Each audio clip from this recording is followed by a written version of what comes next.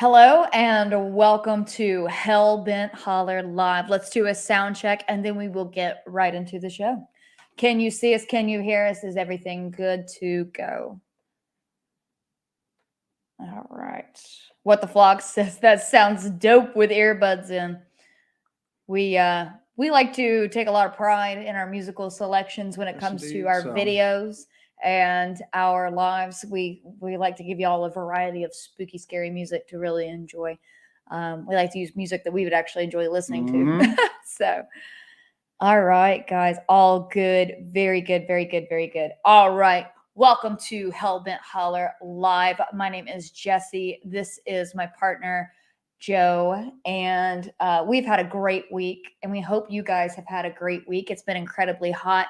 We are not summer people. We're not built for it, but we are making it through. We've been in the woods, of course, and had a lot of fun and sweat our butts off for a while there. So just trying to get through. We are definitely looking forward to the fall. One thing we're definitely looking forward to in the fall is the Tennessee Wildman and Cryptid Con. That's going to be on October 14th and 15th at Montgomery Bell State Park. That is going to be a lot of fun. I will be speaking along with Ron Moorhead, Scott Carpenter, and a lot of really cool other guests, including. Oh yeah, there you go. Including. Do you not think I'm a professional? I know you. You got this. Hey, let's back up here. You got this. You got including our dear friend Martin Groves. He will also be joining us. He'll be on stage at the Tennessee Wildman and Cryptid Con October 14th and 15th. In Montgomery Bell State Park. Now, that is an hour west of Nashville. So if you're from out of town, you can always come into Nashville and drive over to the state park. It's a beautiful state park, and there is a lodge on premises, so you can book a room. All the rooms do have balconies that overlook a really, really beautiful lake. So it's going to be a lot of fun. We're going to have a blast. And there is a hotel bar. So these are all the important things we got to get out of the way first. But yes, absolutely. That's going to be so much fun. And we really hope that a lot of our Hellbenders can join us at that conference. I'll be speaking and Joe will be hitting next on the slides button. So my contribution. Yes. I'm a good button pusher. Yes, that's very true. You are definitely a good button pusher. But yeah, we want to thank you guys for joining us tonight. We're really excited to do this show. As always, 7:30 p.m. Eastern on Mondays is our jam. Happy to see all the Hellbenders. Joe's going through the chat right now. Joe still has that 10K glow. Yep. So Joe is my 14 karat gold is what he is. That is me, man. So that's what Joe is. But yeah, so welcome to the show. And we actually did something different with this week. We're going to have kind of a discussion topic.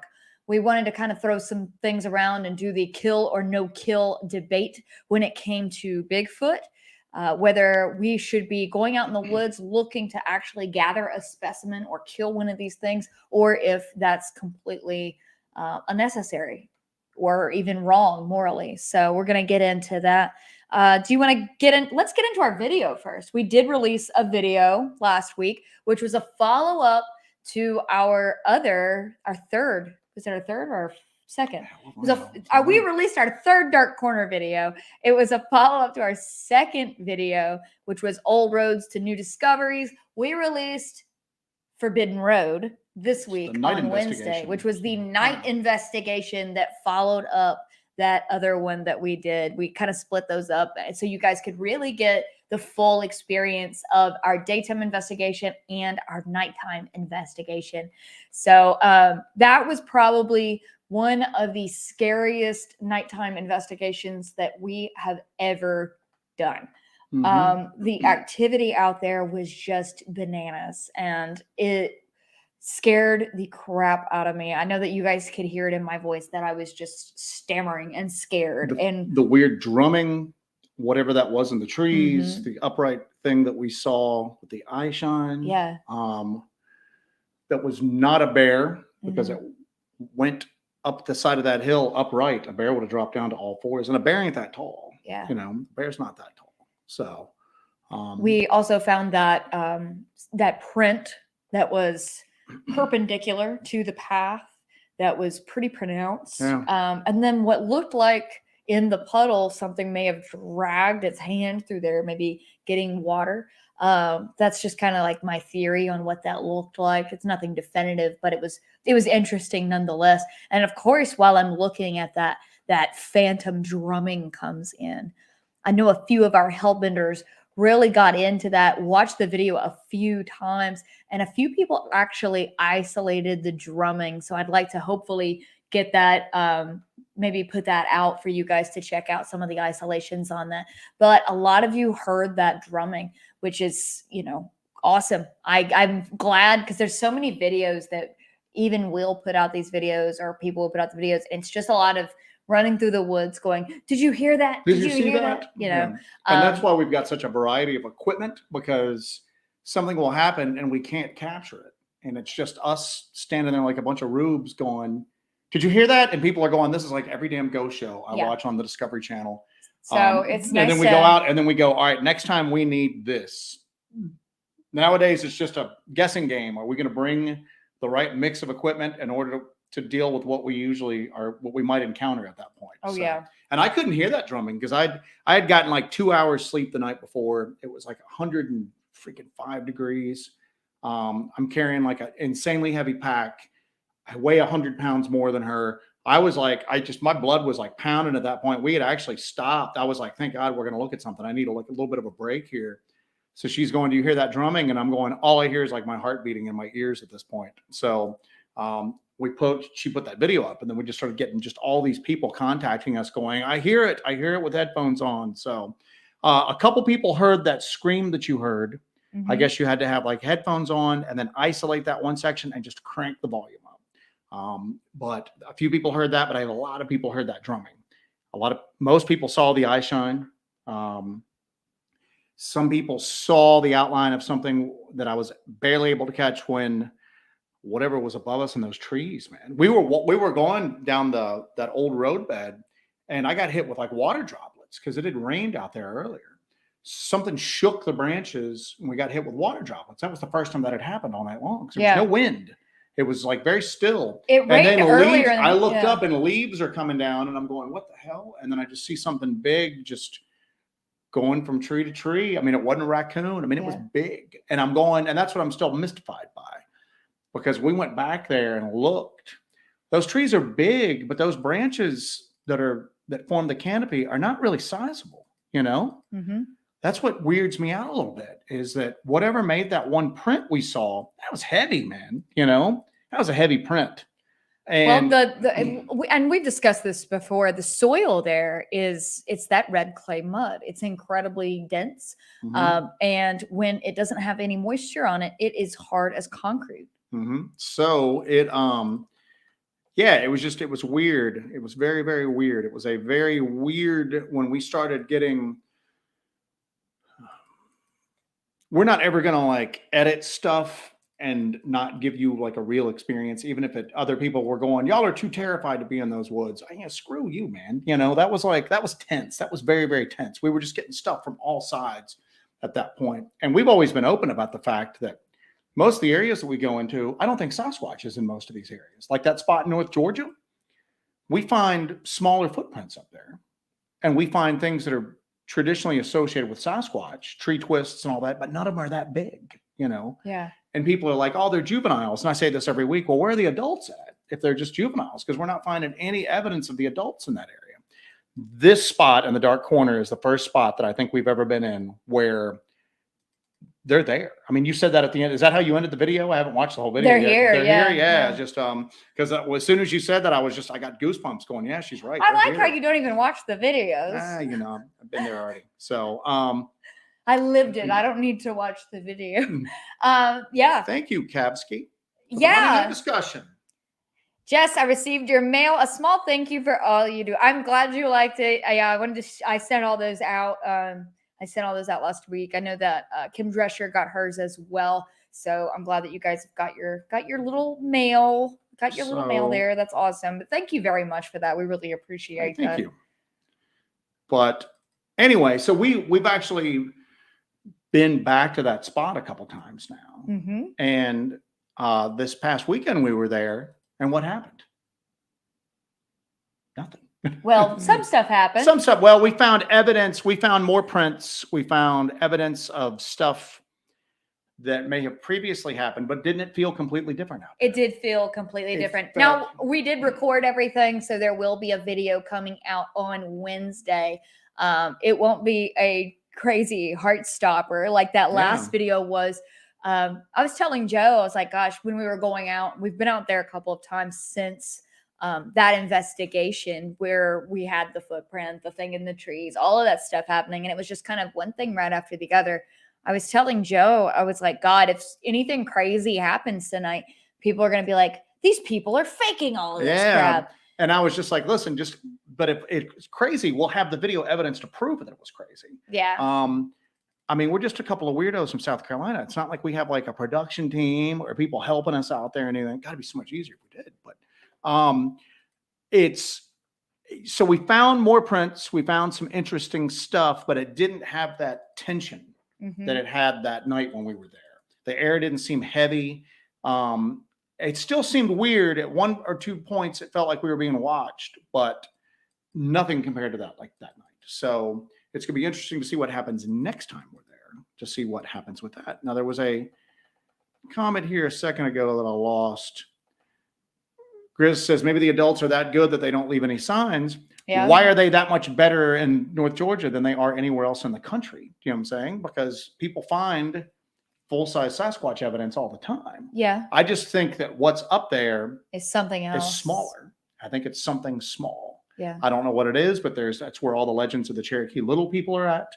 I don't get a Bigfoot feeling, especially compared to where we're at right now. Where we're going right now is so weird and it's so different. And it's not necessarily, in that area in North Georgia where we were having all of that occult activity happen, we would go into those woods and you could just feel something evil, something dark, and something massive, and something just indescribable, I guess is the best way to put it. It was completely indescribable, but when you have that feeling of rot and evil and just that something is completely not right.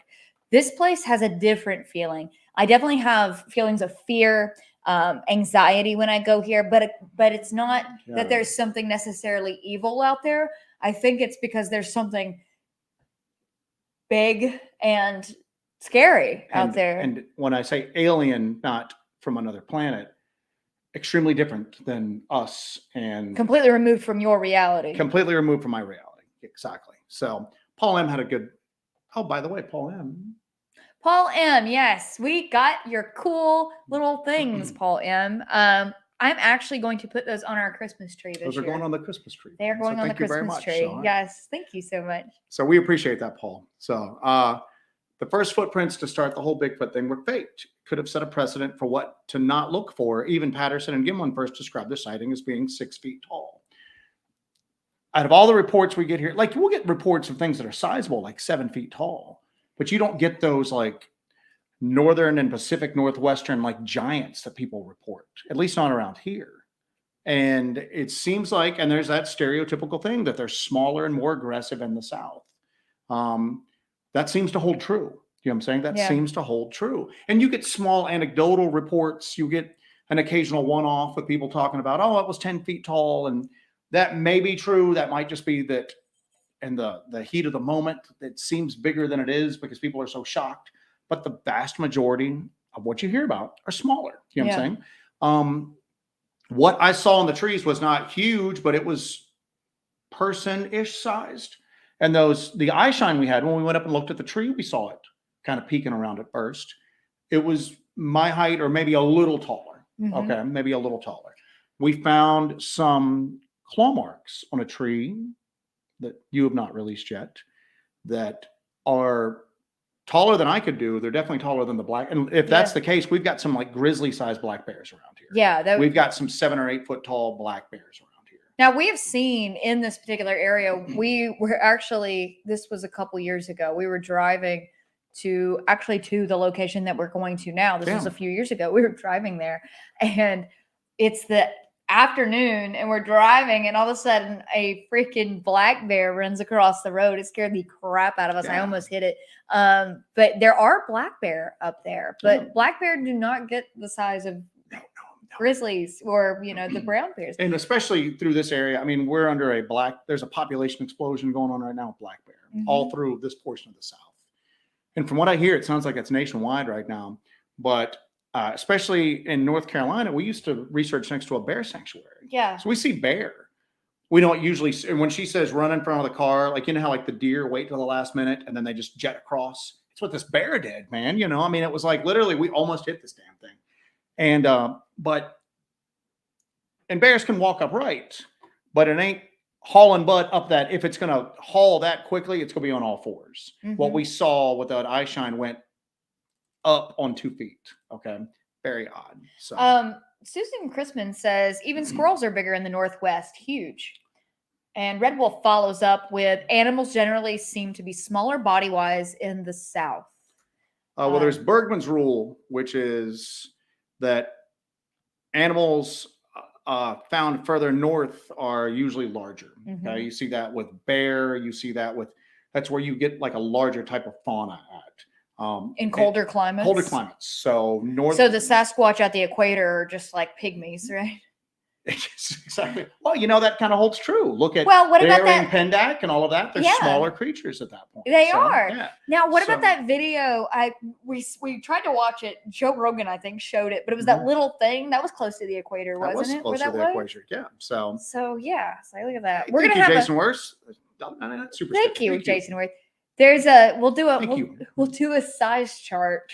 Yeah. An Earth size chart. But what's crazy is that the folklore seems to follow what you see in nature. Okay.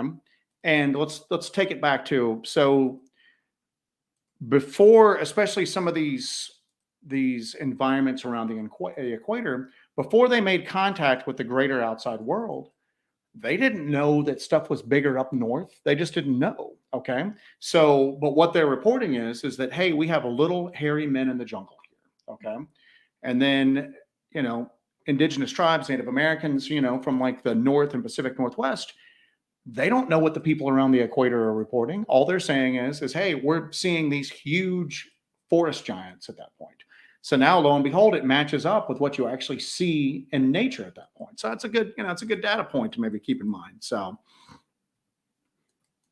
all right. So James Barker came in with Bergman's rule. So I've just got to that part of the chat right now. Okay. BR Gator, yeah, we're definitely not faking your responses in that place. Yeah, we're not really good actors, you know. So, it just ain't happening, man. You know. Well, you know, I was editing the video when I'm watching the footage, and I was like, Joe, you need to come in here and look at this. And it was the part where I'm hearing the drumming, and just my face.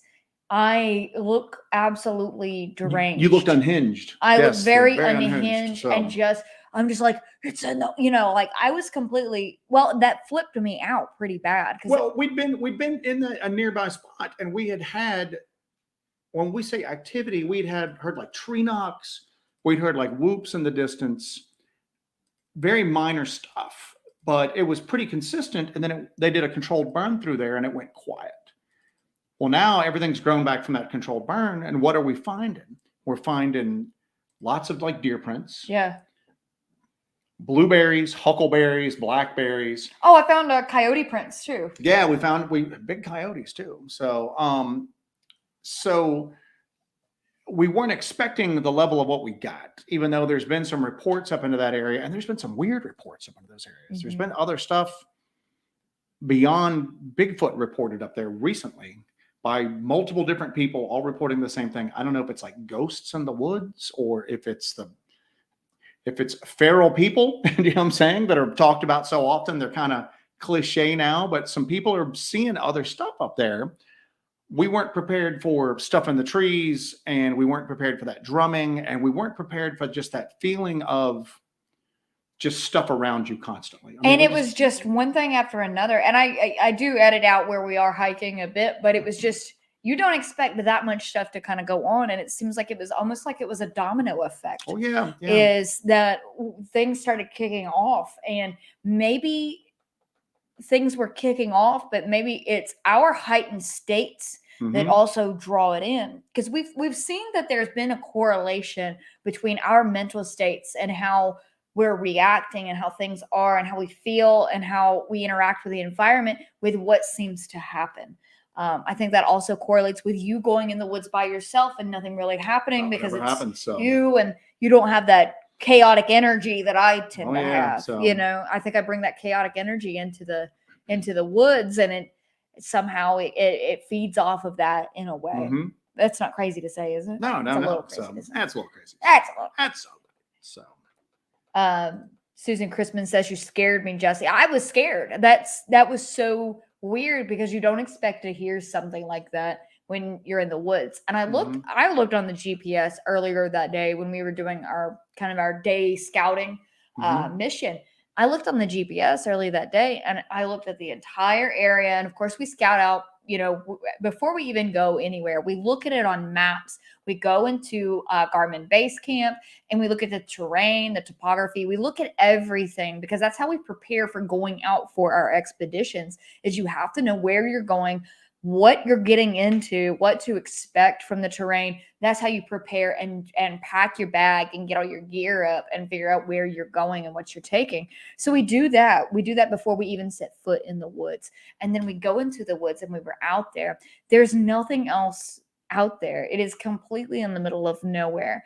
But what's weird is that area, we're finding those old road beds. Oh, yeah. And Stingray's in here, I know. And he was talking about, hey, those old road beds look really old. Okay. You found that old horseshoe. So obviously there was horse, and that ain't from like 20 years ago. That's old piece of metal. But we keep finding, like, in the lower area. Thank you, Gary. That's awesome. Thank you, Gary. We appreciate that. Thank you very much. So we found a little spur that went off to the side, and then it just stops, and that area is like leveled out. So that makes me wonder, were there like homes up there at one point before the National Forest was started up? Like back in the 1800s? Was there any sort of like activity that used to take place up there? Because I mean, they've closed that area off. They've closed it off. So yeah, it's weird. There's really not a lot of stuff up there right now. There's not a lot. There's nothing recreational.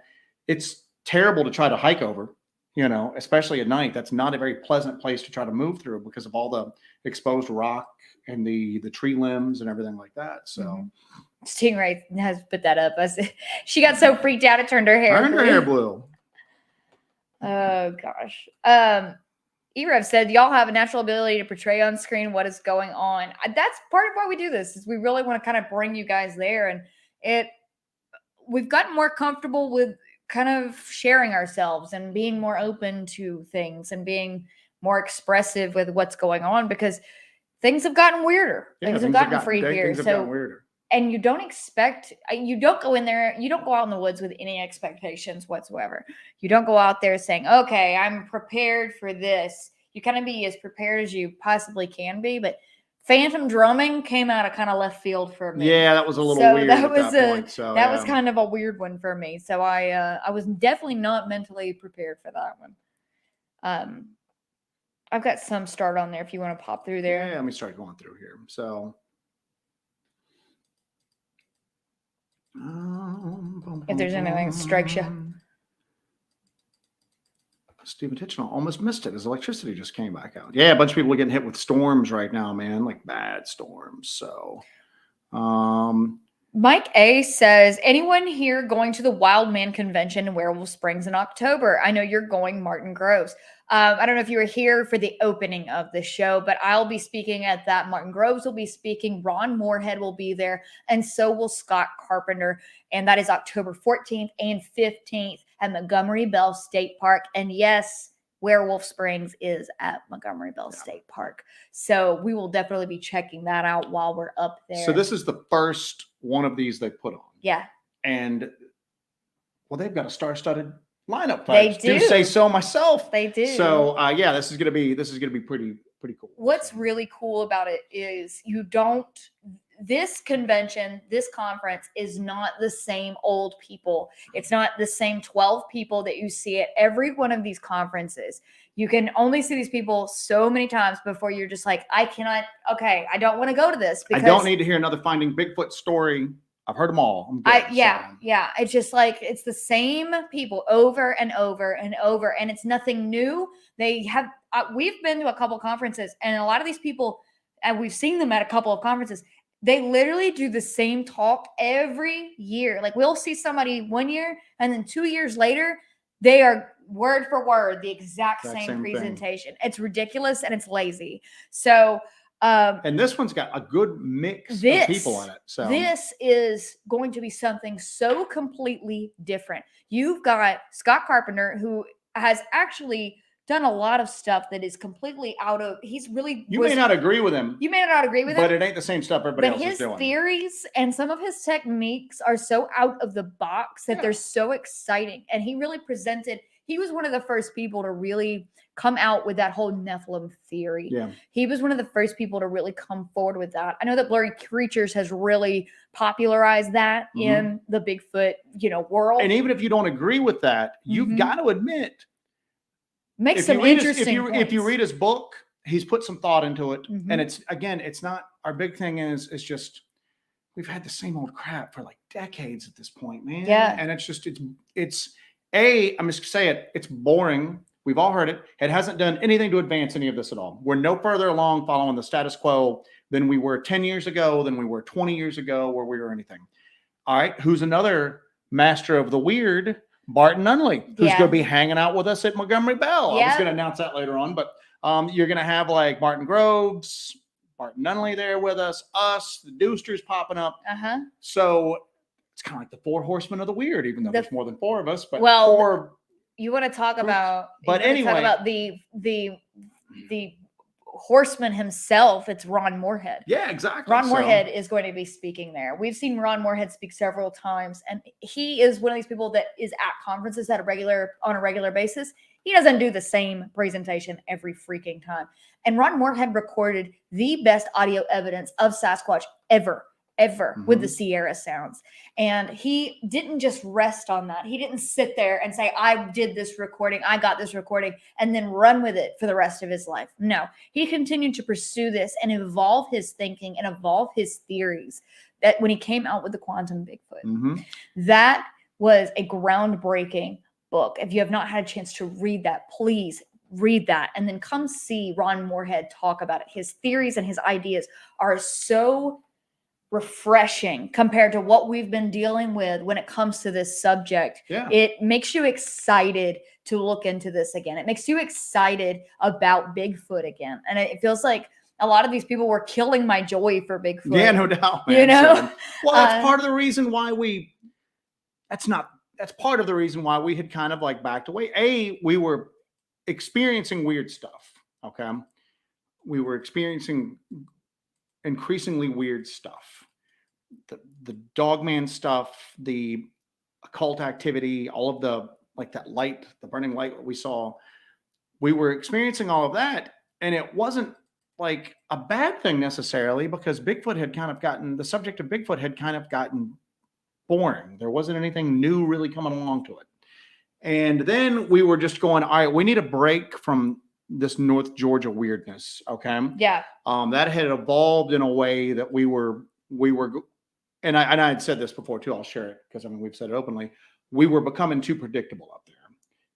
It was putting us in a state of danger, not only spiritually, not only mentally, but a human element. There's a human element to it. And we were becoming too predictable up there. So we made the call to because it was active. We pulled away when it was at its most active. Yeah. But we're going up there so much because it's so active, given that human element that was involved in it. If somebody was looking to, I don't want to sound paranoid, but take us out of the equation, it would have been very easy to do. They knew when we were coming, when we were parking there. So we had to back it off.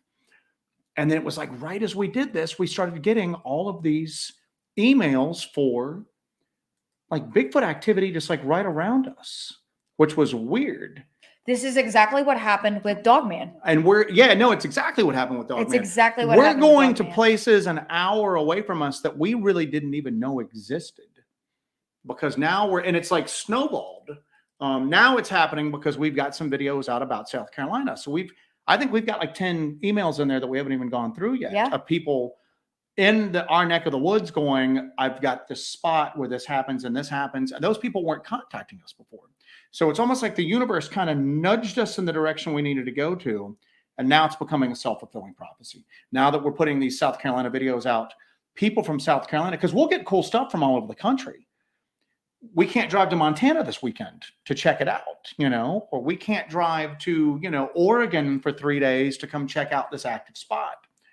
We can hit with the amount of time that it's due some of these areas that are closer. Yeah. And that's what's weird is that it's again, I'm still trying to come to grips with that, because again, it was just like, it just nudged us exactly like with the Dogman thing. It just nudges you. But I mean, I guess in order for that to happen, you have to have a completely open mind. You have to have no preconceived notions with a lot of this stuff and just kind of go to where it takes you to.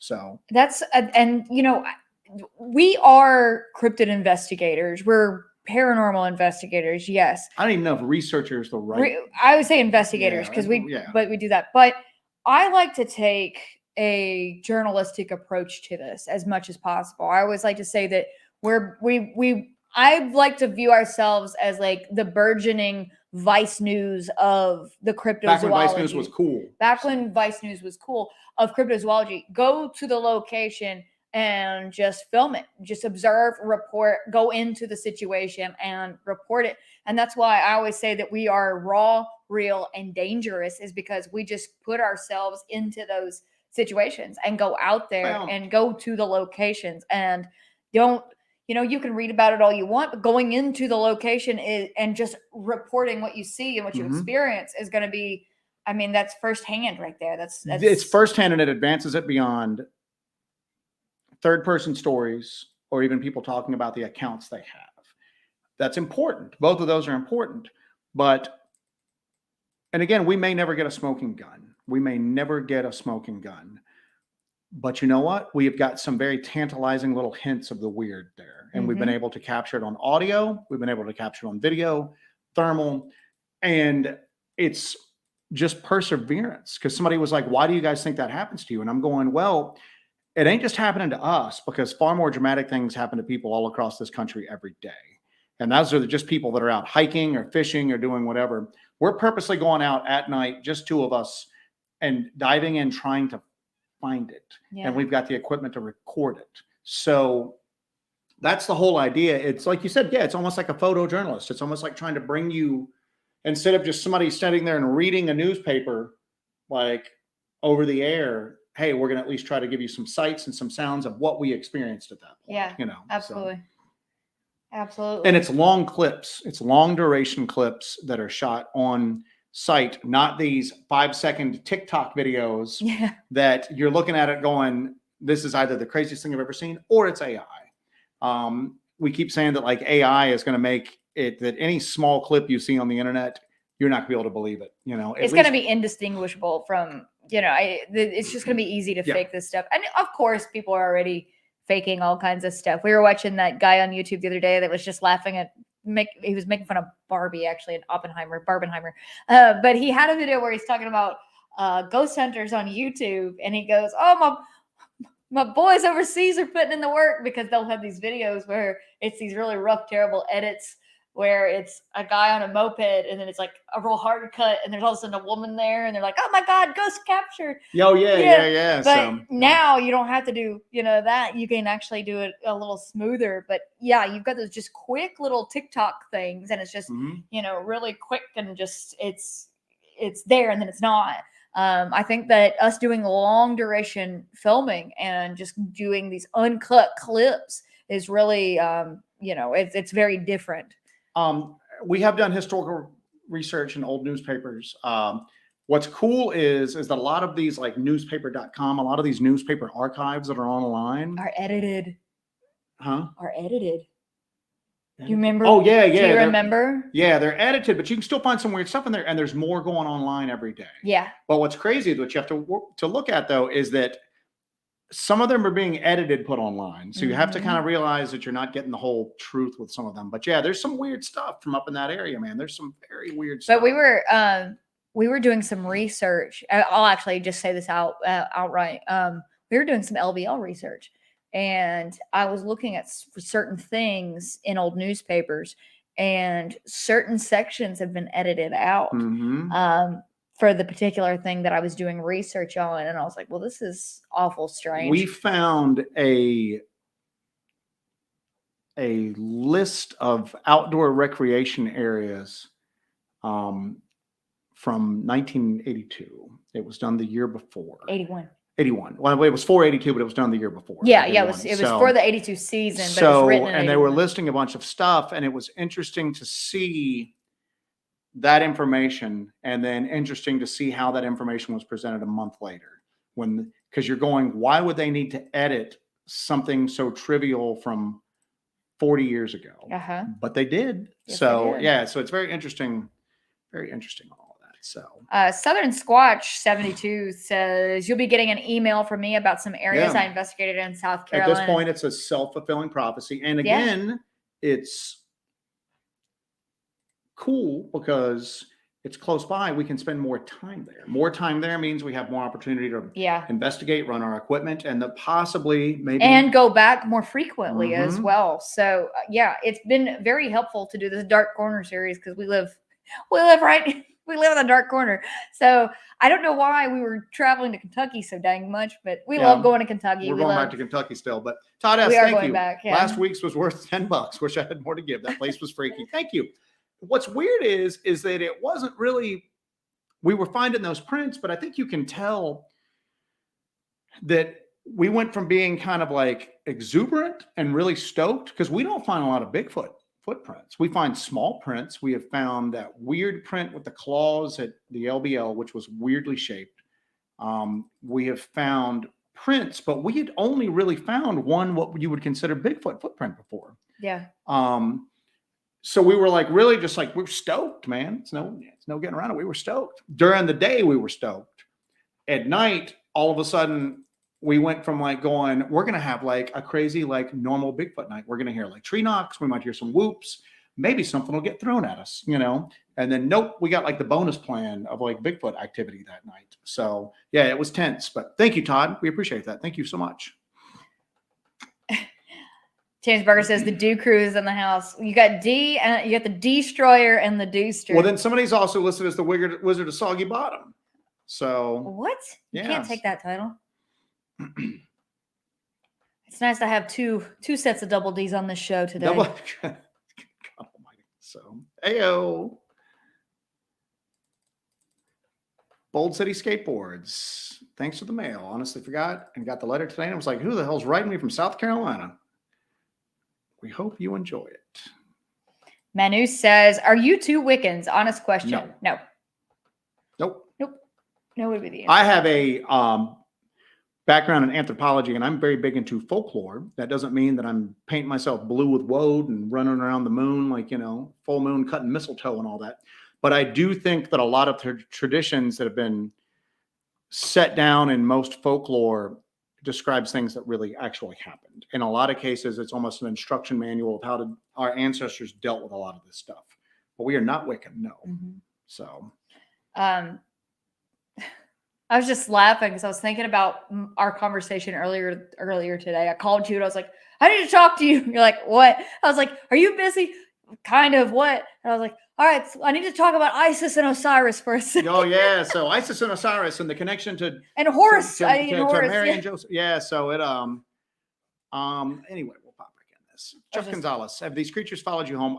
We had at our old place, we were having some weird stuff in the woods, but I think that was independent.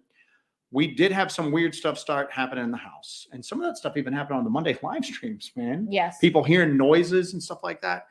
New house, no problem at all, but we've had some weird stuff around the property in the old place, but I don't know. But there's also just weird stuff going on there. I don't know if maybe something.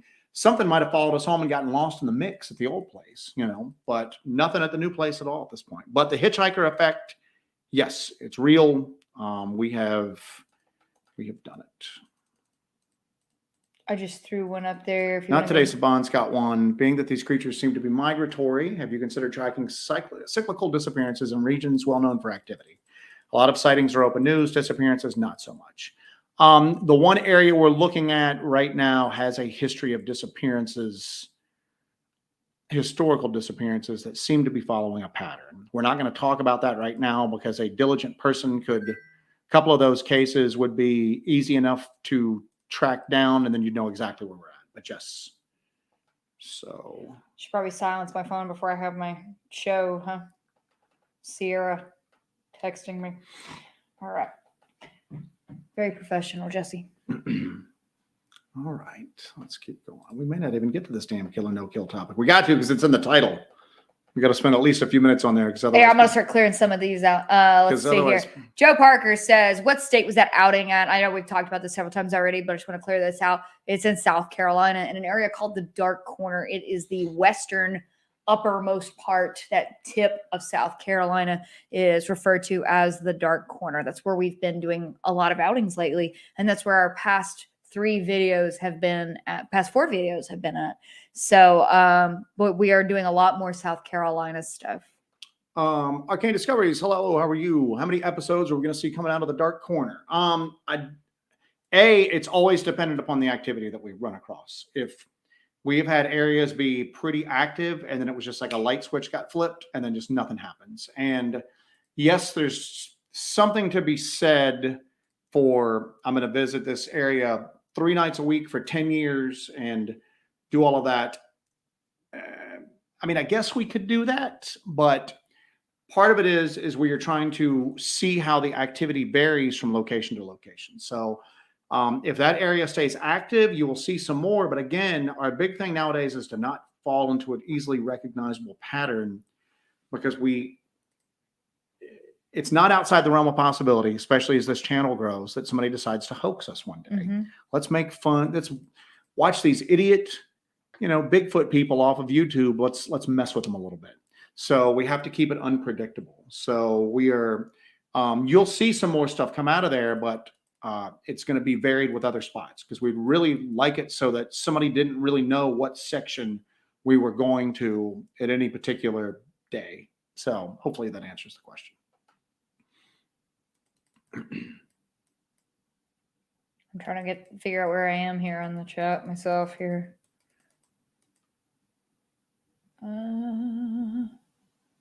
Yeah, Southern Squatch 72, you're in the upstate as well. If you've got any kind of cool experiences, I know you said that earlier, you're going to email us and let us know kind of where you have sightings or experiences in the upstate of South Carolina. We've just been diving headfirst into South Carolina.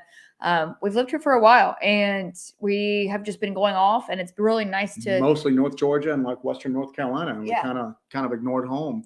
What the flock was talking about, if he'd found those footprints, he would have gone back to base camp, dropped my gear and grabbed my casting pack and went back for the cast. We don't really cast anymore. I mean, I know I've got casting material around here. I don't even know how much we have. In our mind, there's enough cast prints out there that 1 more or 10 more are not going to make a difference in the long run anymore. Unless you're doing it for your personal collection like you are. We were 8 miles away from base at that point? Yeah, we're about 8 miles away over really rough ground. And it's so hot. It is so hot. And when you cast footprints, you have to have water to do it. We barely had enough water for us to drink. Yeah, but we would have to do that and then hike it back down. And I mean, it's not saying it couldn't be done. It's just that cast prints don't personally interest me at all. I mean, they're neat. You see some of them. Yeah, it's evidence of something, but there's lots of people doing that. There's people out every week going out in groups and casting prints, and I'm going to send it to Jeff Meldrum to get him to look at it. But there's not a lot of people going out solo into active areas, taking the specialized equipment that we have. So that's what we're going to focus on. That's going to be our unique little contribution to the field. And the people that want to cast footprints, there's plenty of them. They can do that. That's got value to it, but that's not our cup of tea. So Southern Sasquatch said he's will do. I'll send some tomorrow. I might have some Western North Carolina. Yeah, I'm from Haywood County in Western North Carolina, so we've been up in the near the Pisgah National Forest up there before, and around areas where my family lives in Haywood County. There's the legend of the Boojum up there. So the Boojum, and I've got some start on here. Where are you at? Todd S asked, "Have you guys ever talked to Dark Waters?" Yes, I did an interview on Dark Waters a couple years ago now. Something like yeah. that, yeah. He is insanely nice, talented, just an all-around good guy. He's a really cool guy to talk to, a really interesting person as well. So we're big fans of Dark Waters and what he does. All right, let's see what else we got. Martin Groves had mentioned that there were Bigfoot and Dogman prints in Montgomery Bell off sides of the trails and in the dam area. That's a damn area. That's a damn area. I already did that one. All right, so let's get back down into this. Paul M. I love Paul M., a resident skeptic. He brings reality to the table, and I love it because this is reality right here. Paul M. says there are so many people now making molds from casts to sell. It's gotten contaminated and fraudulent. Casts can no longer be taken seriously. Especially if people know the area you're going. That's part of the reason why we're trying to mix it up so much and try to maintain our unpredictability. The reason why I thought that one that was in red clay mud was so important because that damn thing was so deep. It was a deep track. But if we ever find a really clear trackway with right and left footprints, but there's not a lot of change into them from print to print, and they're very clear and they're not pressed in very deep, my immediate response is going to be somebody's out here making fake prints, because he's right. I'm pretty sure you can order those online nowadays. So, Deucer asked, Joe, you want another BW t-shirt? Sure. I barely wear the one that I got after I wore it that night. We had all those technical issues. Yeah. And Dewey was like, "You're wearing the wrong shirt to be doing this." I don't think I've worn that since. Did you see that Dewey got the exact same shirt? He got the exact same shirt. So it's like you guys can go matchy. Shirt buddies. So BR Gator says blade check tonight. Oh, good Lord. Yeah, I'm not wearing mine because you go first. So you can go first. I'll go first. I just got this in. You do the fun one second. I'll do mine first. So mine is we're having a Bowie night. So it's Bowie night.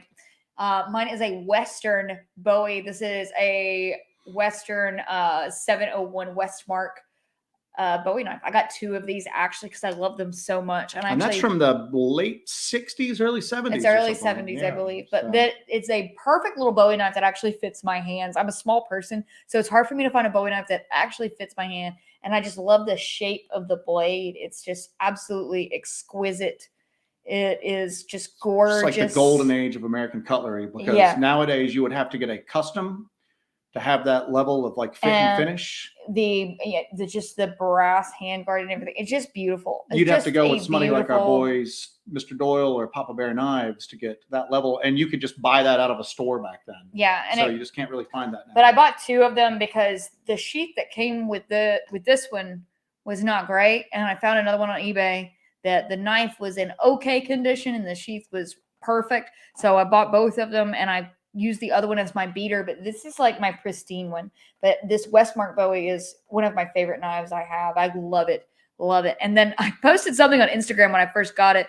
And as soon as I posted that post on Instagram, the prices on them went insane. Well, you bought two of them and then you made a post, and then all of a sudden we were like, damn, these prices are jumping up. I am so glad I bought two because they went really high really quickly after, because everybody was like, I love that Bowie. So it's one of my favorite Bowies that I have. Joe, how's your Bowie? My Bowie's doing pretty damn good, to be honest. Let's see your Bowie, buddy. We're really into Bowie knives, but the big thing we always run into is that, especially if you're wearing a pack and you're having to wear a pack belt, it's difficult to wear a sheath knife. If you do, it interferes with your pack belt. It's hard to draw. It's just a pain to do. I used to lash a knife, like a sheath knife, to the front of my chest rig, and it's easy to pull out. But it's heavy. It's a little awkward. I've already got a pistol and a couple mags and other junk in that chest rig. So, I got this. It's like awesome. So it's from a company called Work Tough Gear. and it is the Puzon Wilderness Bowie. It is a freaking beast. It is an absolute beast. It's heavy as hell. It's over 1/4 of an inch thick. What's crazy though is it's so well balanced that it does not feel that heavy. It's very lively in the hand. That is a freaking. Let me hold the knife. You guys Joe's a big guy. Look at this freaking thing in my hand. Look at this. This is ridiculous. This is a joke knife. This is just because I'm squatched down on this, so we're at the same level. But I'm like a foot taller than her. Look at this knife. But it's look at this. But what's cool is that the sheath came with like a shoulder strap, and I thought that was like the goofiest damn thing I'd seen. That the shoulder strap on it, and there you go. It's got a shoulder strap, but I wore it out this weekend, and I can have it tucked right to the side over my pack belt. Not in the way of my chest rig. I can draw it with my right or left hand. It's freaking awesome. It's so freaking awesome that I'm probably going deep into this company at this point. But it's quite honestly amazing. I haven't been this excited for like a new knife in I don't know how long. It's like I'll be at work and I'm like, I really want to get home and go see my Bowie for like a little while. I want to go see my Bowie. So anyway. Yeah, last night Joe was like, I just want to relax on the couch and hang out with my knife for a little. I just want to relax on the couch and spend some time with my Bowie. And I was like, oh. Stingray, we felt like literally the next day we felt like hung over and we were beat to like hell. I mean, literally we're like guzzling liquid IVs. And now keep in mind, this is over the course of like a day, you know. But what's bad is that on the nights where it's active, like I talked earlier, like my heart rate's just pounding because when stuff is active, we keep moving. We don't really take any like rest breaks. I always tell people, because people are always like, you need to set up stationary. That would be awesome. That would be so much easier.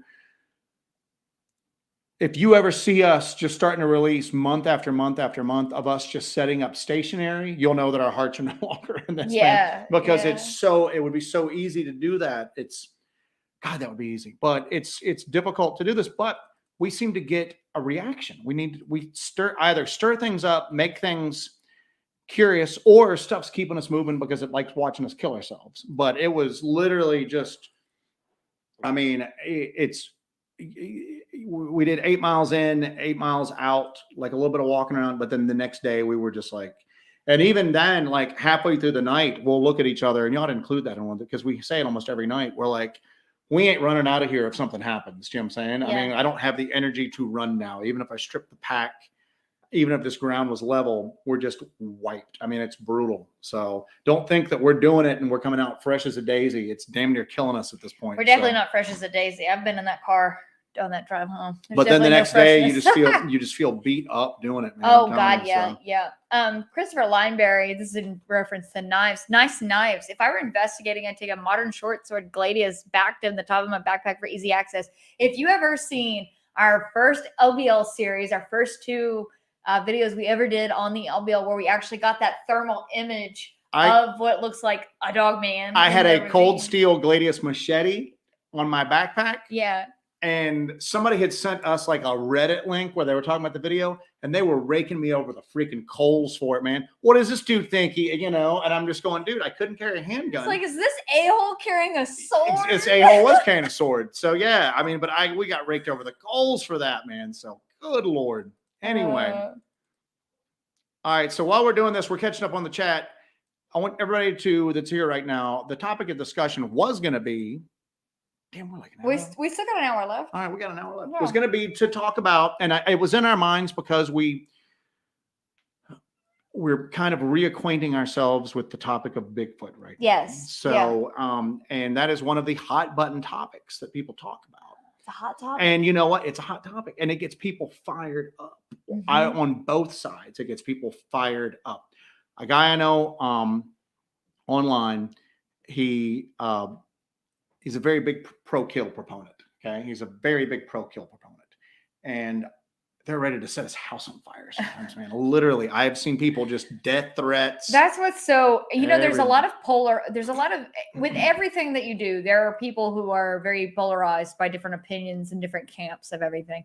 And I don't think I've ever seen such opposites than with the Bigfoot subject at large. Yeah. You've got people who are the gifters, the ladies that claim that they feeding it pancakes. They feed it pancakes and they speak to the Bigfoot. And then you've got that, that Sasquatch Chronicles episode I hate listening to and I never want to listen to again, where that guy comes up and that lady is feeding the Sasquatch, and he's sexually attracted. He's sexually attracted to the female Sasquatch. I hate that episode of Sasquatch Chronicles. I hate it. I never want to listen to it again. It's disturbing to me.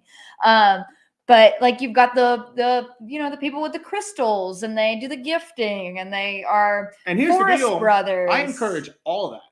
I always tell people that we don't need everybody doing the same thing. Correct. We need a holistic approach. Yeah. And if you want to like take like crystals out and like strum a guitar and you're going to take it seriously and do it, knock yourself out. I really wish you success. You know what I'm saying? Yeah. If you want to go out and do your print casting and your call blasting and everything like that, if you're doing it and you're serious about it, knock yourself out. I wish you all the success in the world.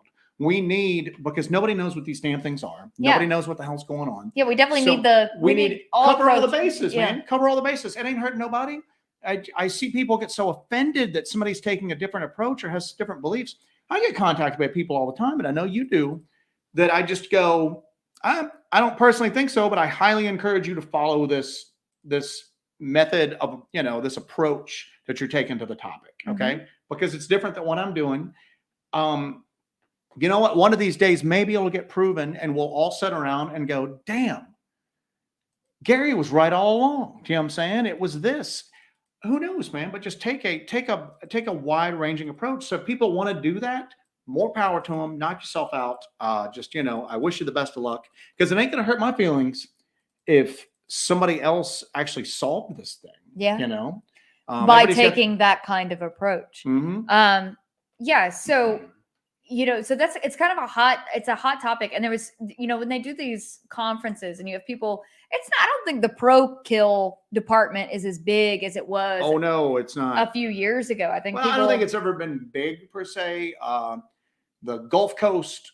Well, here it is. So Deuster of Cryptids and Critters Paranormal, the Deuster himself, right there, yeah. GCBRO are strong pro kill. I couldn't remember the initials there for a second. Back in 2016, they had one season of a show titled Killing Bigfoot. It can be viewed, I think, on Destination America now.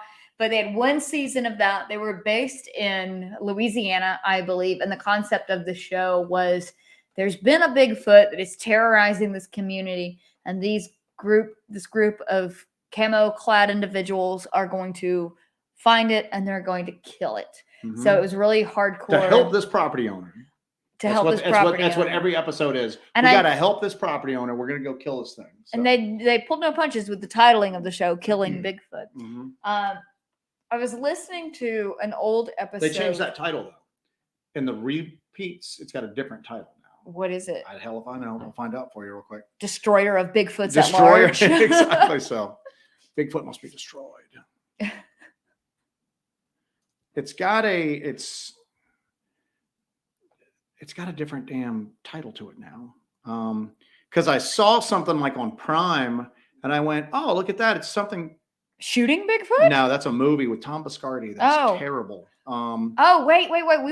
Did we watch that one? We watched the other one where Tom Biscardi's. No, it's not Tom Biscardi. It's Rick Dyer. Rick Dyer's running around drunk. Oh my God. I want to talk about that in a second. We'll get to that. I have Rick Dyer on my notes here. We're going to talk about Rick Dyer because that's what a wild one that one is. I'm gonna tell you something right now though about Rick Dyer. We're gonna get into Rick Dyer. Here's the deal. There's a roller coaster ride when it comes to Rick Dyer. Rick Dyer is somebody who is obviously he's hoaxed so many times that doesn't matter what happens after this, he's never gonna be believed. Do you know what I'm saying? I find Rick Dyer endlessly amusing. You know he is endlessly amusing. I would sit down in a bar and have a couple drinks with Rick Dyer and just go, lay some of your crazy BS on me here, man. I just find he's a funny dude. So he had a hoax, and he's like a famous hoaxer because he and Tom Biscardi had this hoax where they had this Bigfoot corpse. They were charging people to come see it, but it was just fur and roadkill stuffed in a freezer. But he did this documentary where he was basically just drunk in the woods with these homeless people, like hanging meat, like ribs from That Walmart was up his in thing. the trees He was next to an interstate in a Yeah. homeless camp. Yeah. That was one of the wildest documentaries I've ever seen in my life. The ending was fake, but what's crazy is it's just, I don't know. That was just weird. Real quick, let me do a quick aside here. Rick Egan making comments. If you guys, they had mentioned Outdoor University last week. We have not. We have not. Our days off were spent in the woods up in this dark corner area. So we have not, but we've actually got it on the list of notes from last week to check out there. So, but anyway, so everybody's going on in the chat. I, like most places, pro kill ain't that popular. Okay. Yeah. So, so allow me to play devil's advocate. Okay. Okay. If, like most people believe, this is an animal, it's just an ape. Okay. Mm-hmm. That is the scientifically accepted practice to prove a type specimen. You need a type specimen. You need a type specimen to prove the species. Okay. Now, there have been a few cases, and don't ask me to quote them, but mostly with like smaller fauna, that photographic evidence, repeated photographic evidence has been enough to prove to the scientific community that certain very sparsely populated, sparse population density. If it's like an endangered. Yeah, that it exists. Okay. So do you think Maria Mayer strangled that little lemur? She probably threw it in a little vat of ether or something like that. So yeah, I'll prove you exist. Yes. But that's generally how you need a type specimen to prove the species. To prove it to the public, at this point, there's no photographic evidence, there's no video evidence, there's no thermal evidence, there's no audio evidence, there's no anecdotal evidence. You could have 100 people all swear on a stack of Bibles that they all saw the same thing and their stories would all match up. Guess what? It ain't gonna prove nothing to nobody. Okay, that doesn't already have an experience of their own or just have an interest in the topic and they're receptive to it. Okay, so for years there has been something to the argument that in order to prove it, if it's a monkey, if it's an ape, you would need a body. Okay, that if people are so worried about encroachment on their territory and that if they are a species that's just on the razor's edge of extinction, that it would suck for that individual, but for the species as a whole, one being killed and used to identify it and prove that it was there would probably be the best thing that happened. Because then protections could be put in place. If it's a monkey. If it's a monkey. If it's a monkey. All this is predicated upon... We're on the monkey line. We're on the monkey line. Because quite honestly, once you get off the monkey line, kill or no kill takes a whole different... It's a whole different ball game at that point. Okay. Yeah. But back to this monkey thing. It's easy to cover up a lot of stuff. Okay. But it's harder to cover up a monkey killing crime. Well, a monkey killing crime. It's the name of my band back in high school. Monkey killing crime. We're monkey killing crime. So that's what people have normally said you would need to prove it. Okay. There is no greater proof than that. Okay. It's not a print. It's not a hair. It's not a bone fragment. It's not some shaky footage. There's a dead body on a slab.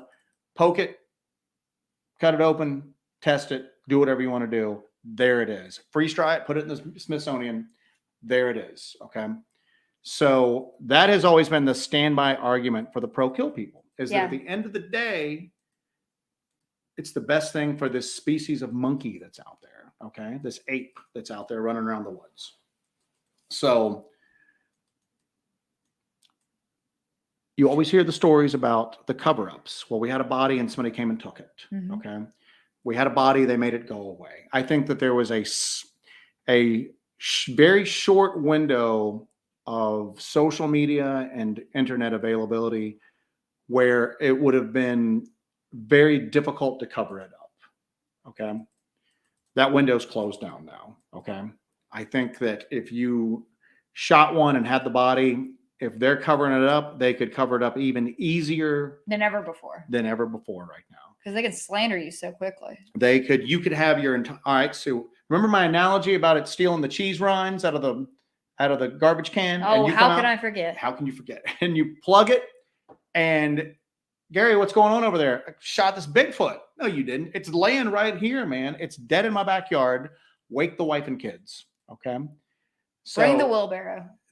What's that? Bring the wheelbarrow. Yeah, exactly. So bring it over. Everybody's taking photos of it. They're posing with it.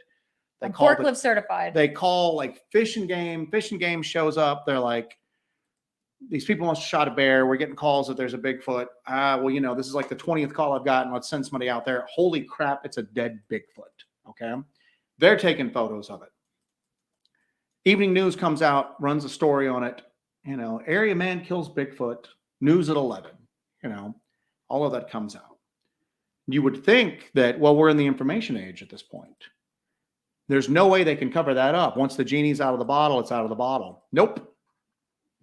We're finding out now that with the UAP topic, they have done a pretty piss poor job of controlling the flow of information. A lot of this stuff that people have talked about for years, it's looking like it was true. Okay. They don't need to control the information. They need to control how the information is received. All they would need to do, and I've mentioned this before, black van rolls in, a few black SUVs, people get out. We need to talk to you over here right now. Everybody back up. We're treating this like a crime scene. You know, everybody's pushed back. They take the homeowner in and they just go, listen, we're not going to charge you. Charge you for what? For killing this gorilla that's in your backyard. It's not a gorilla. It's a Bigfoot. No, it's a gorilla. It's first-degree monkey murder. What? It is. That's a first-degree monkey murder. Do you know what the penalty for that is? Oh, Jesus. Carry on. I don't know if I can. Anyway, so while you're talking to the men in black or the men in plaid or whoever the hell you're talking to, the Bigfoot body goes in the back of It's little monkey detectives. little monkey detectives. A gorilla body comes out. You shot a gorilla and that escaped from a local exotic animal, you know, collector. You've killed an endangered species, but guess what? We're going to let you slide with it this time. We're not going to charge you, although we could. No, that's not what I shot. I shot a Bigfoot. Well, if you're going to cause a stink, we're going to charge you. Here's the dead gorilla right here. You don't think the government could come? They probably got a warehouse full of dead gorillas. Stingray said he has access to dead monkeys. Don't ask, but he's got a guy. So he's got a dead monkey. He's got a dead monkey guy. He could get you a dead monkey like that. They would have a dead gorilla there. Well, what about all these photos? AI. Yeah. And then that night on the nightly news. Yeah, it is easier than ever to discredit literally everything. Everything. All it's going to take is one news story to go. An area man killed a gorilla. Panic. It was like War of the Worlds all over. Panic overtook the neighborhood. People are claiming that they saw a dead Sasquatch. And then they would show, here's the dead gorilla. We can see why they thought that. But there are some hoaxes going around the internet right now. Yep. People claiming to be, and then by an hour after that aired, everybody would be like, you know, here's this Bigfoot that was shot in like Illinois. Nope. I already heard about it. It's fake. It's CGI. You guys are trying to hoax me. It was a gorilla. And it would just, once it enters, it's like a TikTok monkey murder challenge. TikTok monkey murder challenge. Once that enters the public discourse that it's a hoax, 90% to 99% of the population is just going to say it's a hoax because that's what they said it was. Yeah. Okay. So that's a very long-winded way of saying that the best argument for pro-kill no longer holds any water in my mind. Because if you killed it, you would just be slandered and everything like that. Because if you killed it, that means that somebody has killed one before, more than likely. Okay. And that means that something that's assuming they can be killed. We're dealing with the monkey theory right now. We're still in the monkey theory. So if you killed one, chances are somebody else has killed one before. And chances are that something happened to keep that from becoming public knowledge. And the chances are it's going to happen again to you. Okay. So if you're going to kill one to wake up the normies that these things exist, that ain't happening. Okay. That ain't happening. If you kill one, that ain't happening if you don't kill one. So for that argument, at least for pro-kill, I want to prove the existence of the species for their own good. It's just not going to happen. It's just not going to happen. No matter how you do it, no matter if you try to, if they show up and the foot's gone because you were going to be sneaky, I'm going to cut the foot off and hold it in case they take the body. They're going to notice a foot's gone. Yeah. And they're going to find the freaking foot. Because they're so big. Yeah. Yeah. They're going to find the foot.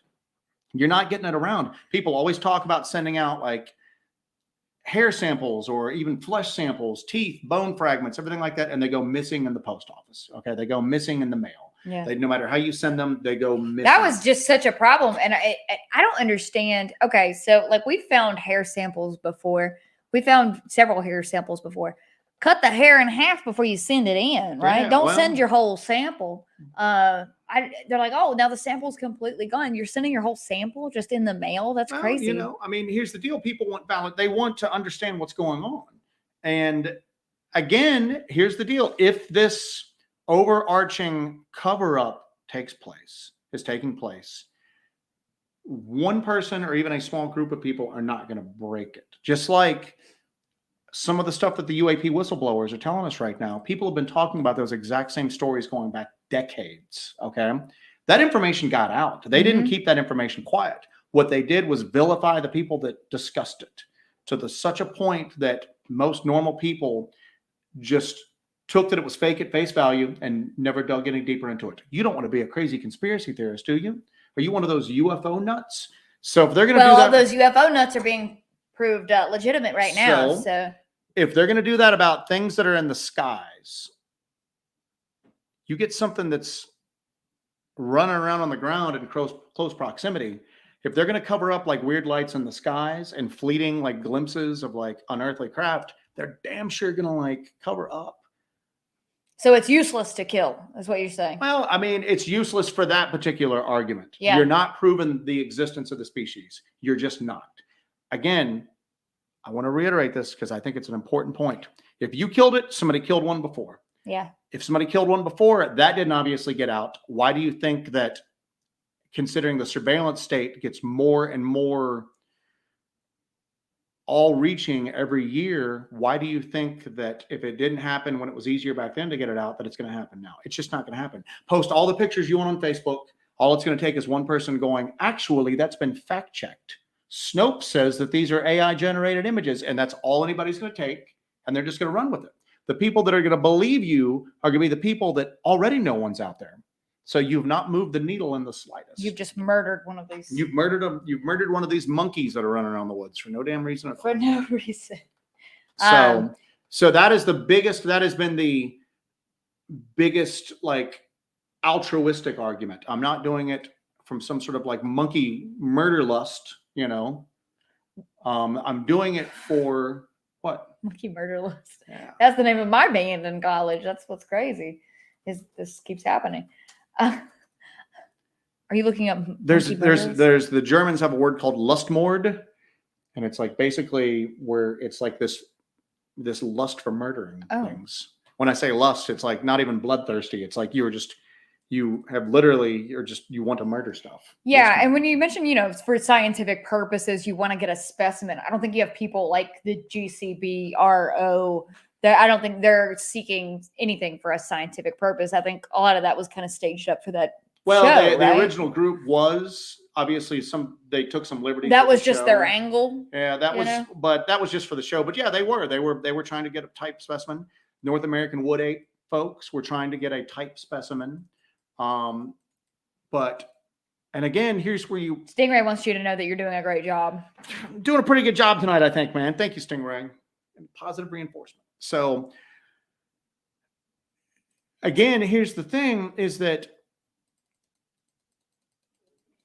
these two different groups, and there's been other people that have done it. There's been other instances. There's been the Hanobia thing where apparently the brothers up there shot them, and the creatures themselves came and made off with the dead and all that. But that was in self-defense. That wasn't someone seeking out these creatures to kill one. Well, I think that's specifically to kill one. I don't think that killing one in self-defense could even be considered pro-kill.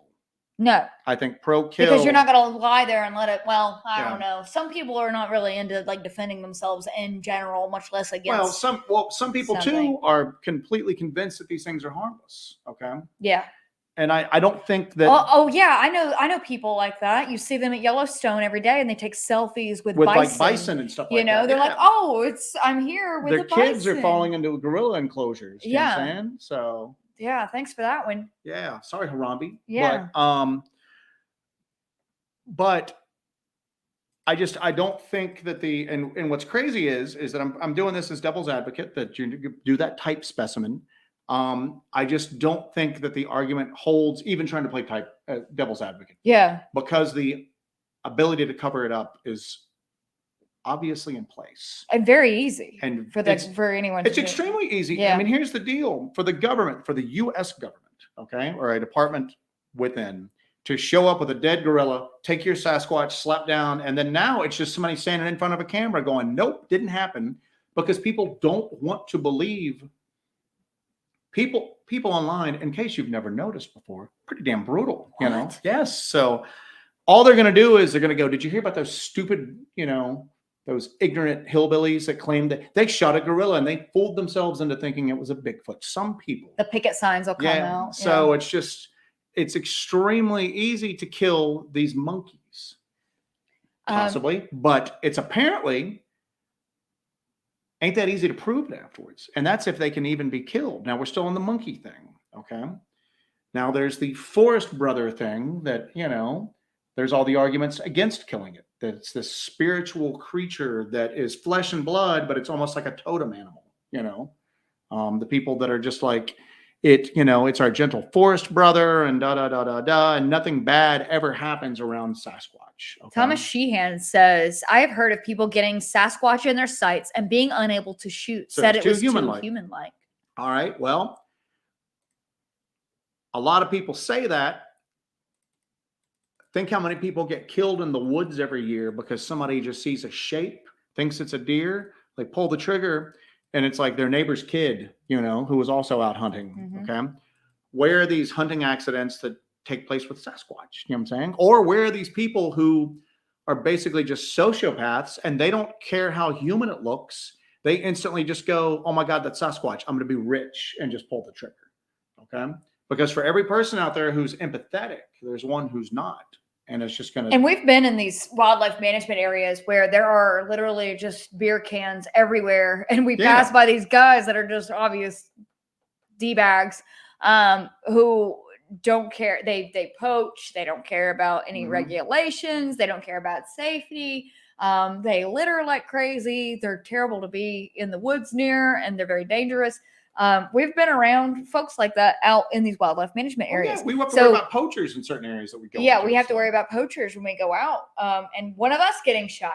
Yeah. But it's one of those is likely that one of those could run across a Sasquatch and just be like, well, this is my meal ticket. Especially since, do you remember when Spike TV had the $1 million Bigfoot Never bounty? saw it, but I remember it, but I never saw it. Yeah. So that was a thing that was like, it's like if you capture or kill a Sasquatch, they'll give you $1 million. That actually caused like. I thought they were just looking for evidence of it. Did they want a body?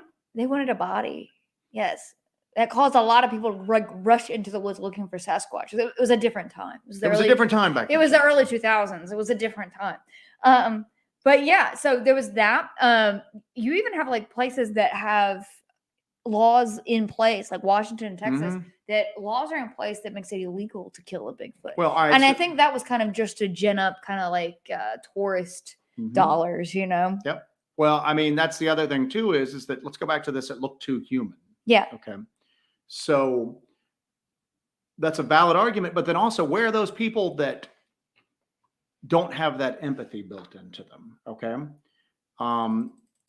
Why are those people not pulling the triggers? And if they are now, all right, we discussed this. We talked about those hyena-like creatures that are seen around the southern Appalachians and then into Oklahoma. And that one of the first like stories I heard about that was a guy talking about how one was killed and they basically burned it and then buried the body because they thought that they were basically out poaching and they couldn't come forward because questions would be asked. Okay. I don't know whether or not that story is true or not. Okay. We have no way of verifying it, but that's what they said. So maybe some people are shooting them and then having regret. But again, where's that? I always go into this on the statistics of it.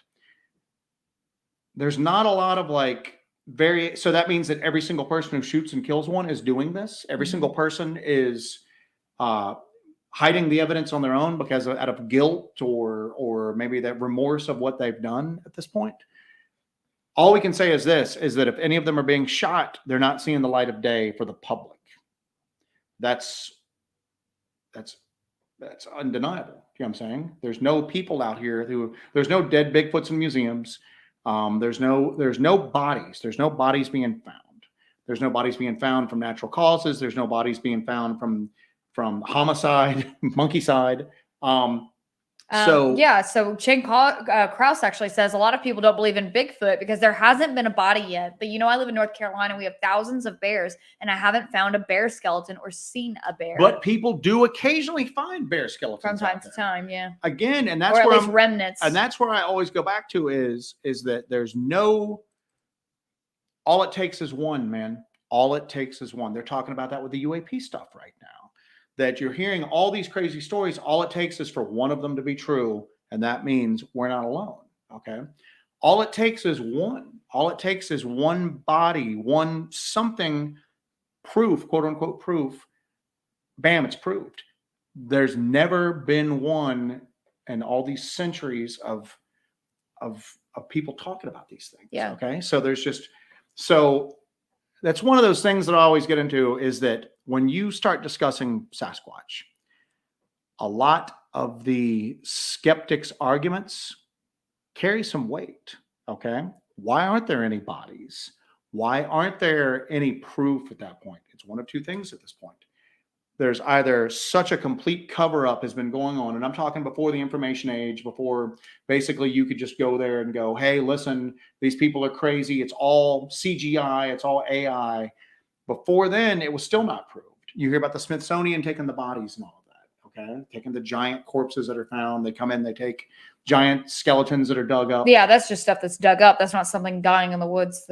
Well, I mean, but again, it's they would have to have some sort of tracking system in place to know that with some sort of monitoring of some sort. To but know again, that these where's things died, that? they would have come and take the bodies out of the woods. Nothing ever slipped through the cracks. Nothing ever slipped through the cracks for it. But anyway, maybe they bury their dead. None of them ever get missed. Where again, I always say, where's that outcast? Where's that rebel? Where's that dumb one? Mm-hmm. Don't, hey, Billy the Bigfoot, we all stay close to the clan. So in case one of us dies, the rest of them can hide the body. But Billy's a dumbass and he stayed out too late and he got way too far away. And then, I don't know, he got hit by like a semi. Where are the outliers? Where's the dumb one? Where's the one who makes poor decision? Where's the risk taker? Okay. Again, for things that are supposedly so human, you don't see a human variation in personality types. You hear of it, but you don't see the corresponding evidence to back up. You see it on the internet every day. You see somebody dying in some weird way, and you just go, what a dumbass, what an idiot. Okay. For creatures that are so human, why don't we see corresponding stupid deaths that would then result in a body that was easily recoverable and used to prove it to the public? If that's happening, there's such a complete cover-up going on. Okay. And then the associated kind of like just poisoning the story so people don't believe it, that it takes it beyond just being a monkey in the woods, just a simple monkey in the woods. At that point, you're talking about the cover-up would be so severe because there's something they don't want us to know. I mean, we know grizzly bears are out there. Yeah. Grizzly bears will kill the crap out of you. You know what I'm saying? So, there's never been an attempt to cover up grizzly bears just because they're dangerous and they can kill you if you go in the woods. So there's got to be something more if that's what's going on. Or they can't be killed. Just can't be killed at all? They can't be killed. By human means, or they live forever, or you don't know. We don't know. We don't know any of this. We haven't seen one. This is all speculation. Yeah, we haven't seen one that died from a fall or cut its toe and it got infected and then it died from the infection. The thing is that either they're dying and they're being killed and it's being covered up 100% of the time. No mistakes. Because here's the deal. We have the closest we have come to that fictitious gorilla in the backyard shot story was that monkey that was running around Texas attacking people. That just went out of the news. That went out of the news. The monkey was never found, shot, captured. It just, the story was there, then the story was gone. And I always go, that was something. That was not a monkey. They used that as a cover story, and then they just swept it under the rug in the national news cycle, went on to the next thing. That's the other thing that plays into any cover-up is the short attention span of people everybody who are not involved in this subject. Okay. everybody's got friends and family who think this subject is crazy. Okay. And that monkey story, I followed it. It went from local to regional to national news. Bam. Even if on a national level, people got bored with it, what about the people that lived in that area? I'd want to know about this monkey that's running around attacking pets and kids before I let my kid play in the backyard. It seems like at least that would be of at least local interest on how that was resolved. That never happened. Okay. So I've been ignoring the chat. So I know you're ranting. I'm ranting because, well, it's the thing is that I just, Lawrence L.A. Albel says if Sasquatch is interdimensional, it would be hard to find their dead. well, that's if they die and then they phase back into I think you're just kind of you're getting too nitpicky about what they it's kind of a general.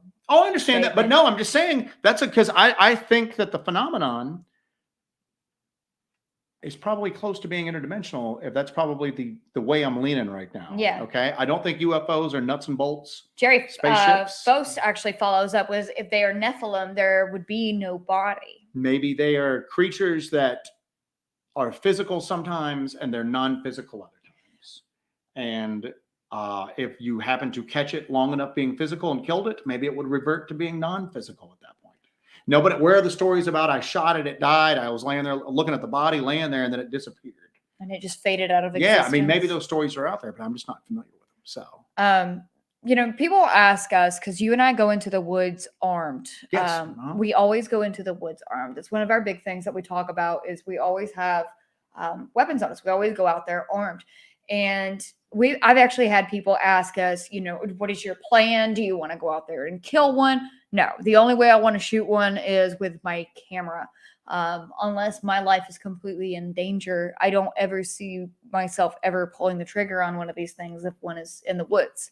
I think that getting this photographic evidence is just as good as having a body because of what you mentioned earlier, that the cover-up would be so instantaneous. It's good to the people that already believe. The people who don't believe, they're not going to believe no matter what. So what does it matter? What, so. Just throw your hands up at that point. All right, Arcane Discovery's got a good side thing. What about the Minnesota Iceman thing?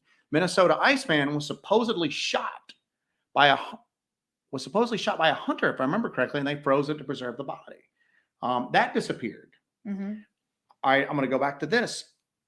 I don't think that there's just one particular type of entity that is Sasquatch. I think that what we view of as these like forest wild men, there might be a couple different things going on here. Okay.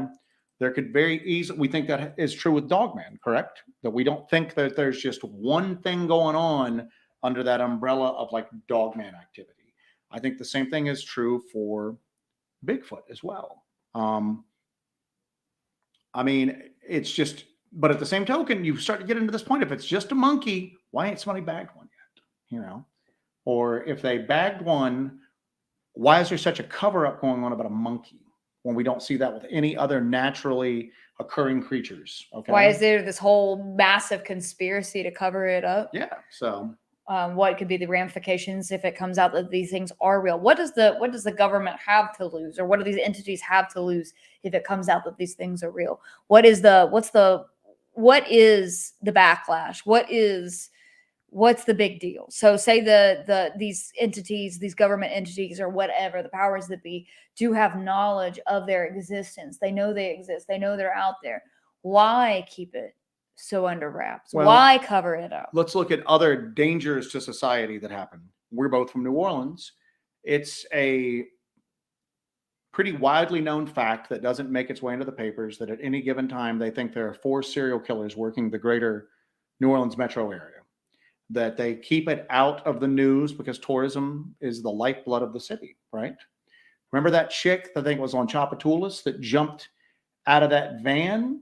Mm-hmm. And when they went to the dude's house, they had realized the water table in New Orleans, pretty freaking high. He had made that subterranean level. He had waterproofed it. He had pumps feeding into the sewer system and all that. And he basically had a murder chamber down there that made its way into the local papers. And then it was just gone. So we know serial killers exist. They admit that serial killers exist.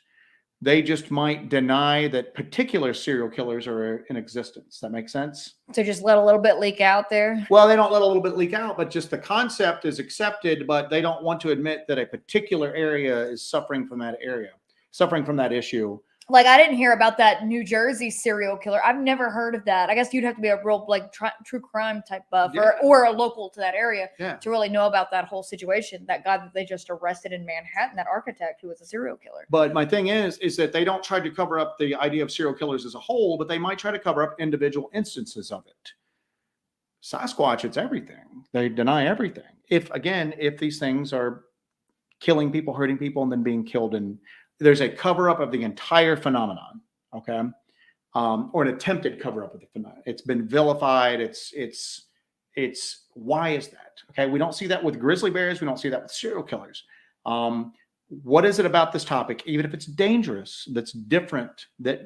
What is it about the nature of it or the origins of it that make it different? And everybody's got theories. Mm-hmm. It's a hybrid. It would show us that, there's always that thing where they say that if it turns out they're in the woods, that the logging companies will, the logging conglomerates of the United States will have to shut down. Well, I mean, then why did they deny that the spotted owl existed? You know what I'm saying? I mean, it seems like if that was the case, environmental causes have a great deal of political power right now, do they not? Yes. It seems like environmentally they would go, here it is, in order to further that green agenda that you see.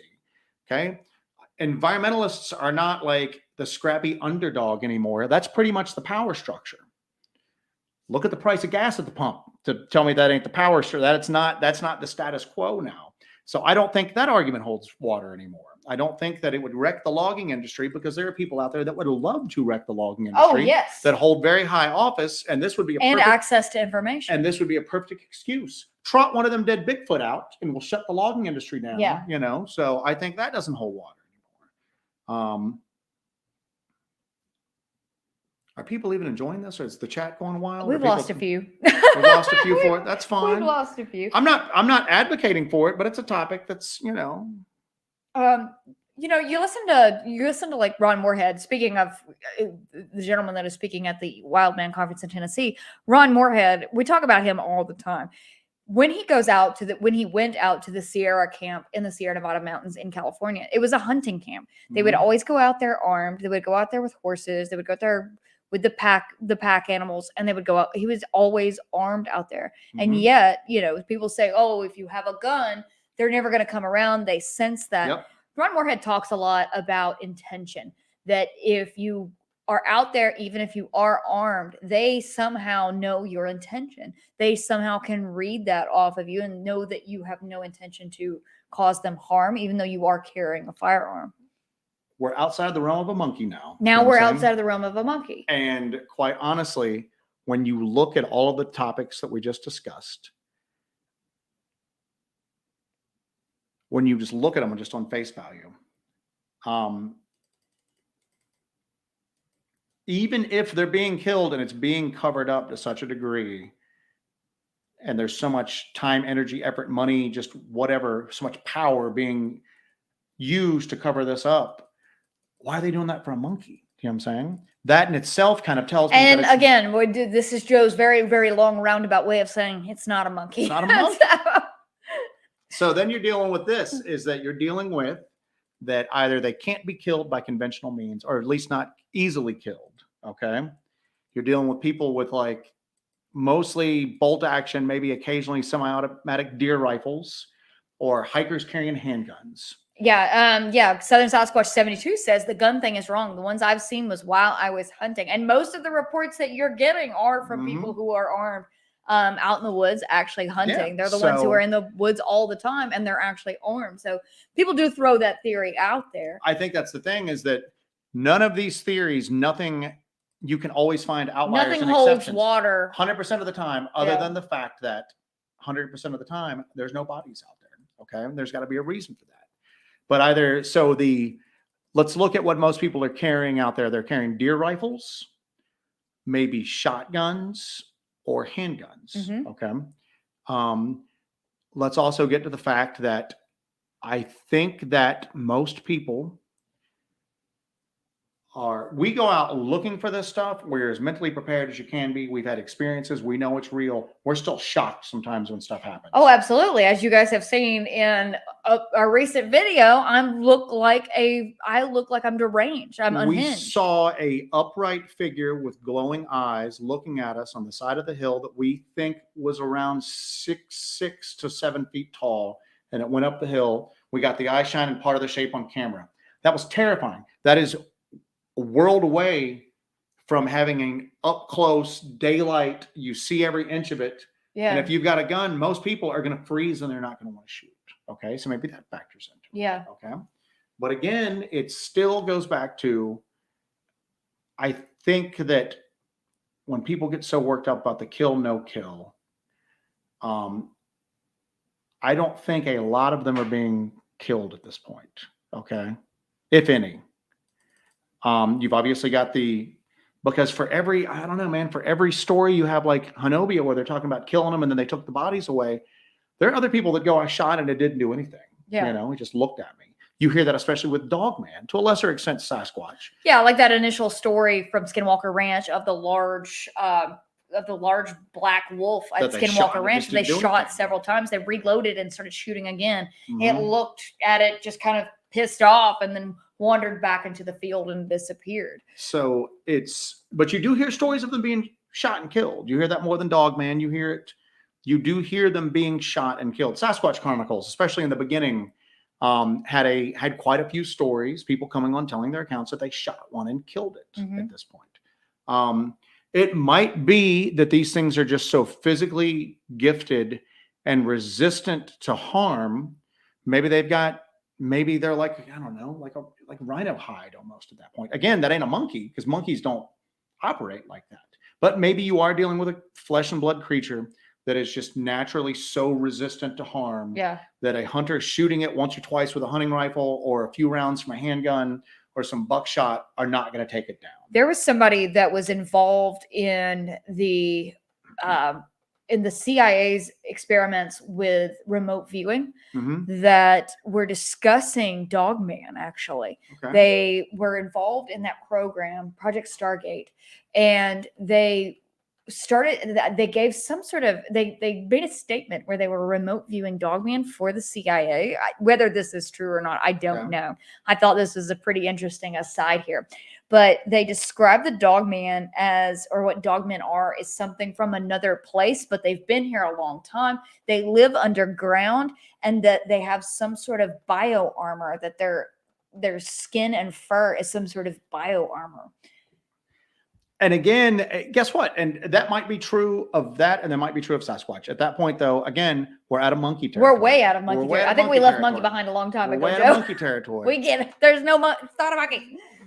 But Central Florida Bigfoot. Has anybody tried an old net trap? There have been just go with the classic net. You know what? A giant butterfly net, I think, is what we need to go with. And tiptoe up on it. So I do want to say, on a lighter kind of note here, I guess it's not lighter. People died. So I was doing some looking around because I wanted to see some clips from Killing Bigfoot, and I regret every minute of that one. But I was doing some research, kind of, Googling about, and I typed in Killing Bigfoot, and the best headline I have ever seen in my life came up. It was, man kills noodling partner for summoning Bigfoot. They were strung out on meth or something like that, weren't they? So I hope they were strung out on meth. I hope that's the excuse for what occurred. But this guy was out with his buddy, who they're noodling partners. And if you don't know what noodling is, that sounds a lot dirtier than it is.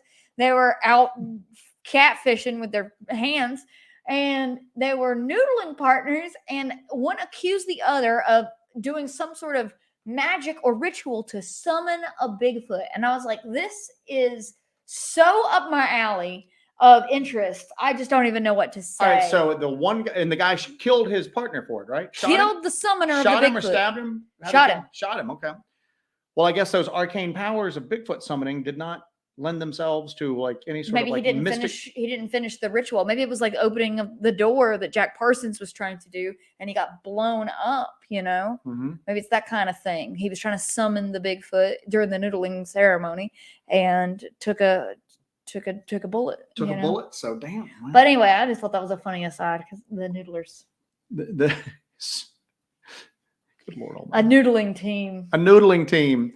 But anyway, so that's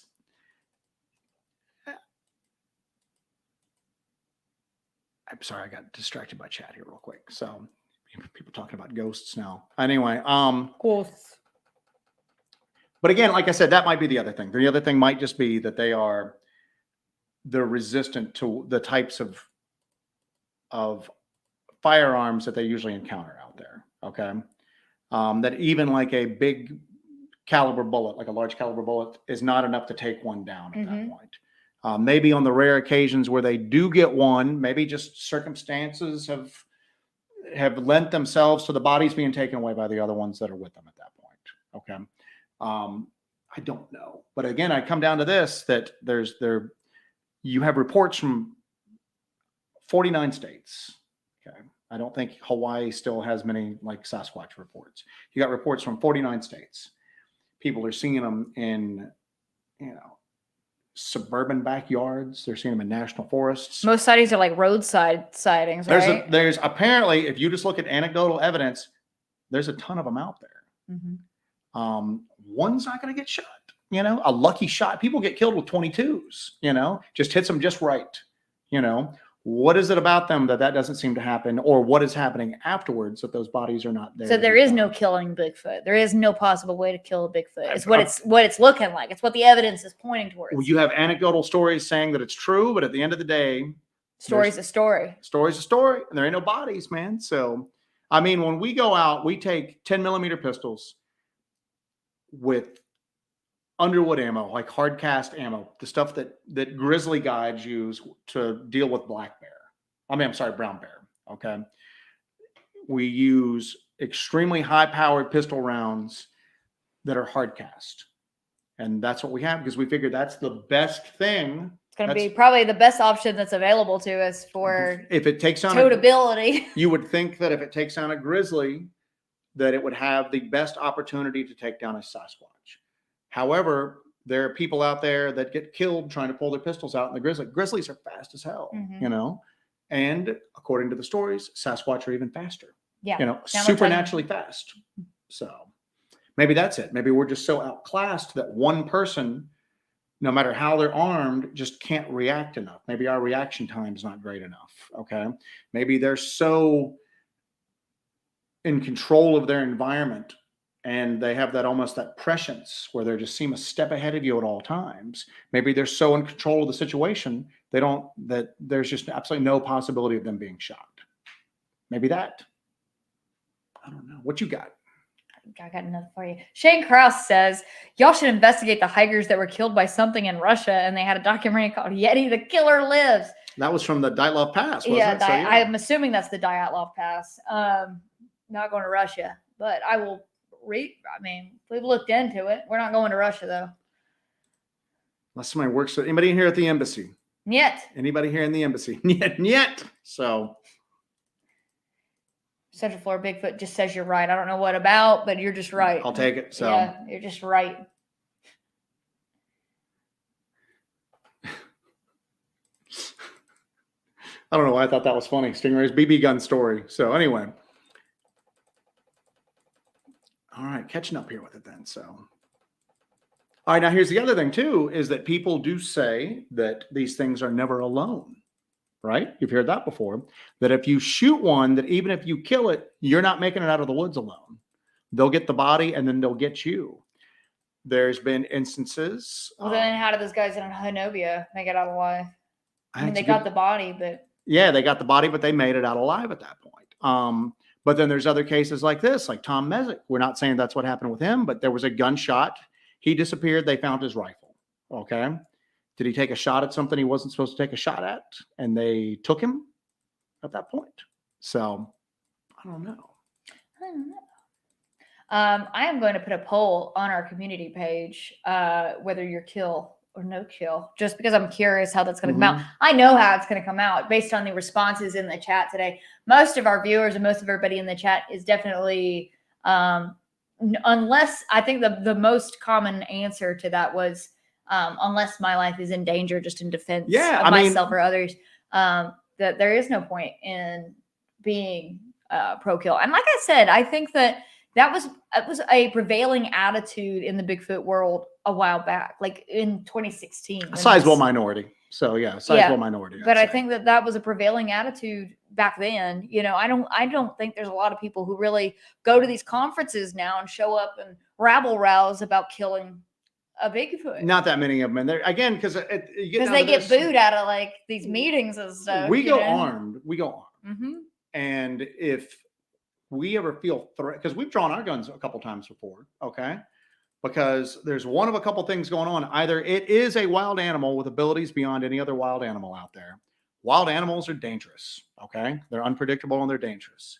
If it's not a wild animal, and if it's something different or something more, they obviously have not made any effort to make contact with people. They've made every contact to stay hidden.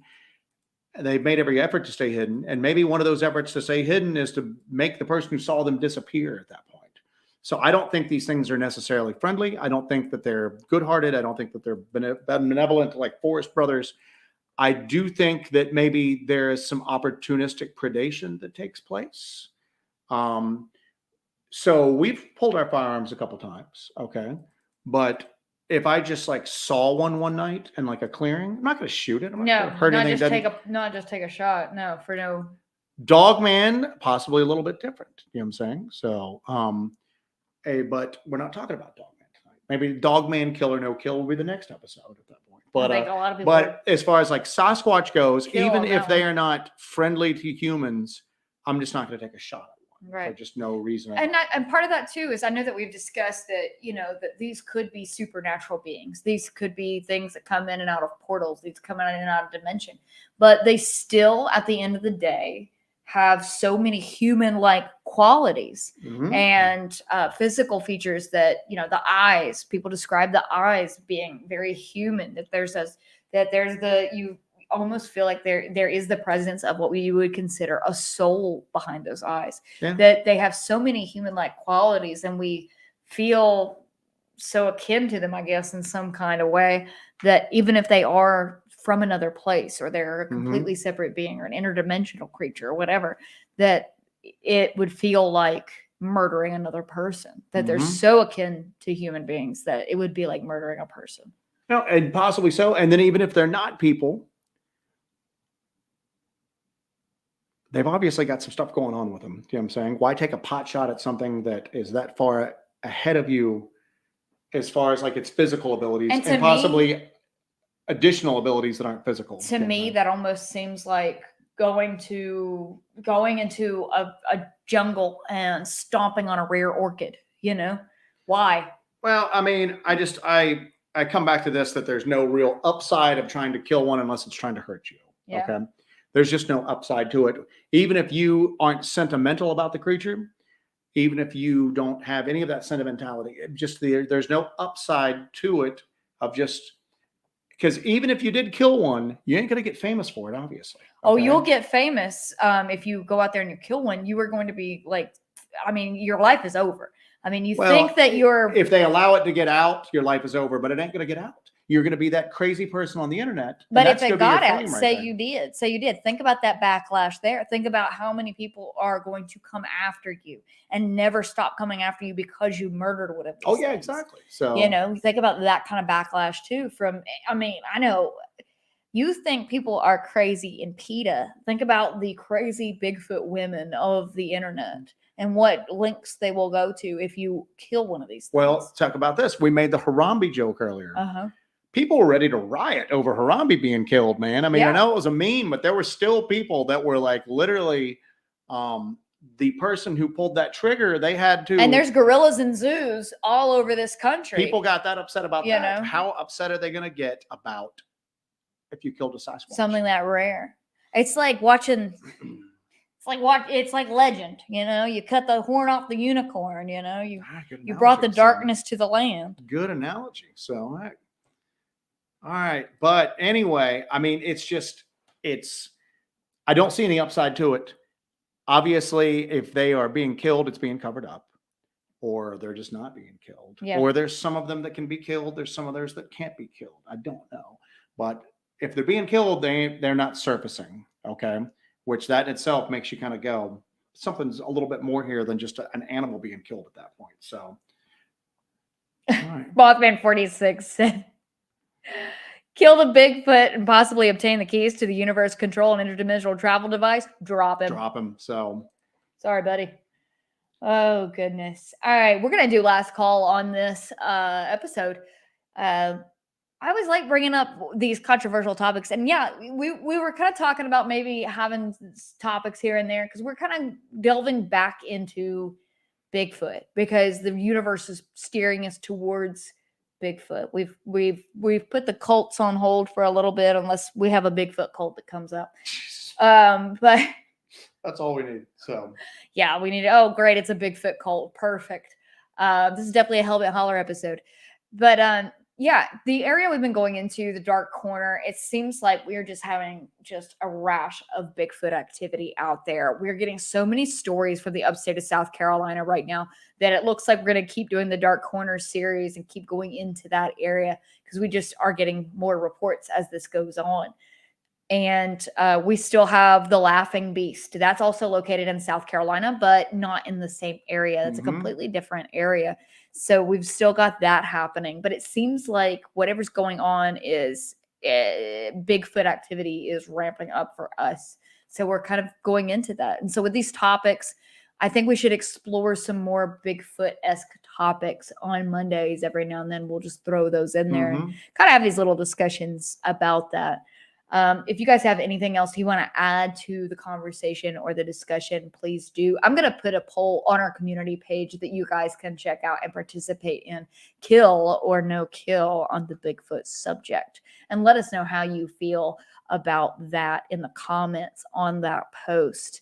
And let us know in the comments on this video how you guys feel about that. If you guys want to post that there, if you haven't posted it in the chat already. Just another reminder, we're going to be at the Tennessee Wildman and Cryptid Con in Montgomery Bell State Park. That's an hour west of Nashville. That's going to be October 14th and 15th. We'll be there alongside Scott Carpenter, Ron Moorhead, Martin Groves. I know Barton Nunley is coming.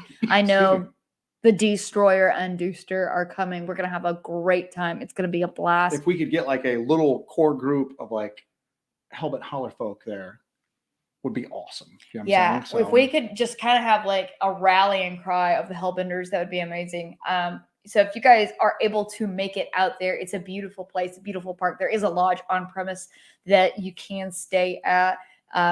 And it's gonna be a really good time. It's October, so we're gonna be in like leaf season in the park. Peak leaf.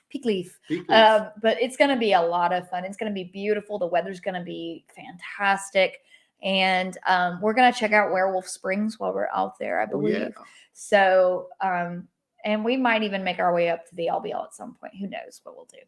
But yeah, it's gonna be a lot of fun. I really hope you guys can come out and check that out. And meet us and hang out with us and the other Hellbenders that are going to attend. Make sure you check that out and get some tickets for that and book your hotels soon because I know it's going to probably fill up pretty quickly. Mongolian Monster. Hell, I just discovered this channel 10 minutes ago. Well, welcome. Welcome, Mongolian Monster. You got a lot of catching up to do. But yeah, check out our videos, buddy, and check it out and let us know what you think about it. We do a live stream every Monday at 7:30 p.m. Eastern here on the channel. You guys can tune into that and be a part of the conversation. Joe, do you have anything else you wanted to add to this? If you're going through the chat right now. Cool. Yeah. Thank you guys. Make sure you like the video on your way out the door and comment, share, all of that good stuff. We are over 10,000 subscribers. We've actually gained a bunch of subscribers this week. We do appreciate all of that. The Flock's got a good idea. Don't get a strike on your channel from YouTube for that poll. Yes, yeah, it does. Yeah, What the Flock might be our legal counsel here. Thank you, What the Flock. Always the voice of reason. That poll might not happen. The poll might not happen. Poll might not happen. So. Canceled the poll. Poll's over. 86 the poll. 86 the poll. Poll 86. All right. Well, never mind. There won't be a poll. Screw the poll. But yeah, thank you guys. We're gonna go eat dinner. I'm gonna go Well. make dinner, and you guys have a great week. Try to stay cool out there. Stay safe in all these storms that are floating around. I know that everybody. Mongolian Monster, are you in Central Florida? Are you in Central Florida? There's Central Florida Bigfoot. You got to check him out. He might be saying hello to Central Florida. I'm not sure. Okay, so. Cool. Very nice. All right, guys. Thank you so much. We appreciate you guys. Thank you for participating in this conversation. Thank you for everybody who threw some cash our way. That's pretty awesome. 69 the poll. You know, I got a small story I'm going to tell about this 69. I knew you were as soon as I have brought to. that up, so. N85 says 69 the poll. I bartended. I know you guys, we've talked about, Joe and I lived in New Orleans for a long time. I bartended at a place in New Orleans on Decatur Street. And my parents lived in New Orleans for a little while. And they would come in on Sundays. I did the Sundays during the Saints games. I would bartend. My parents came in. They would come in every Sunday, drink and hang out. And it would just, the bar would be packed. We'd all have a good time. Sunday party watching the game. Well, this guy was in there just being a total D-bag. And my mom and dad are sitting at the bar. And this guy's just being a real D-bag to me. And just like, you know, being a problem. And my mom's drunk. My mom used to drink banana banshees. A banana banshee is... or banana liqueur, white chocolate liqueur, and milk shaken. My mother used to drink those and get ham-dammered on them on Sundays. So they're sitting there, and this guy's just being a total D-bag. And my mom goes, 69, I'm out of here, Jessica. And I said, if I do that, he'll never leave. So 86 the poll is 86. what I think everybody meant. So yes, it's 86. I'm out of here. So we're going to 86 the poll. Thank you guys for joining us tonight. You guys have an awesome week. Thank you very much. Make sure you'll leave a like on your way out the door. I'm going to play some music so you guys can say goodbye to each other. And thank you guys again. You guys are awesome. Joe, anything? Got nothing. Joe's got nothing for once. Talk for an hour, and Natty's got nothing. Love you. Bye. All right. Bye, you guys. Have a great week.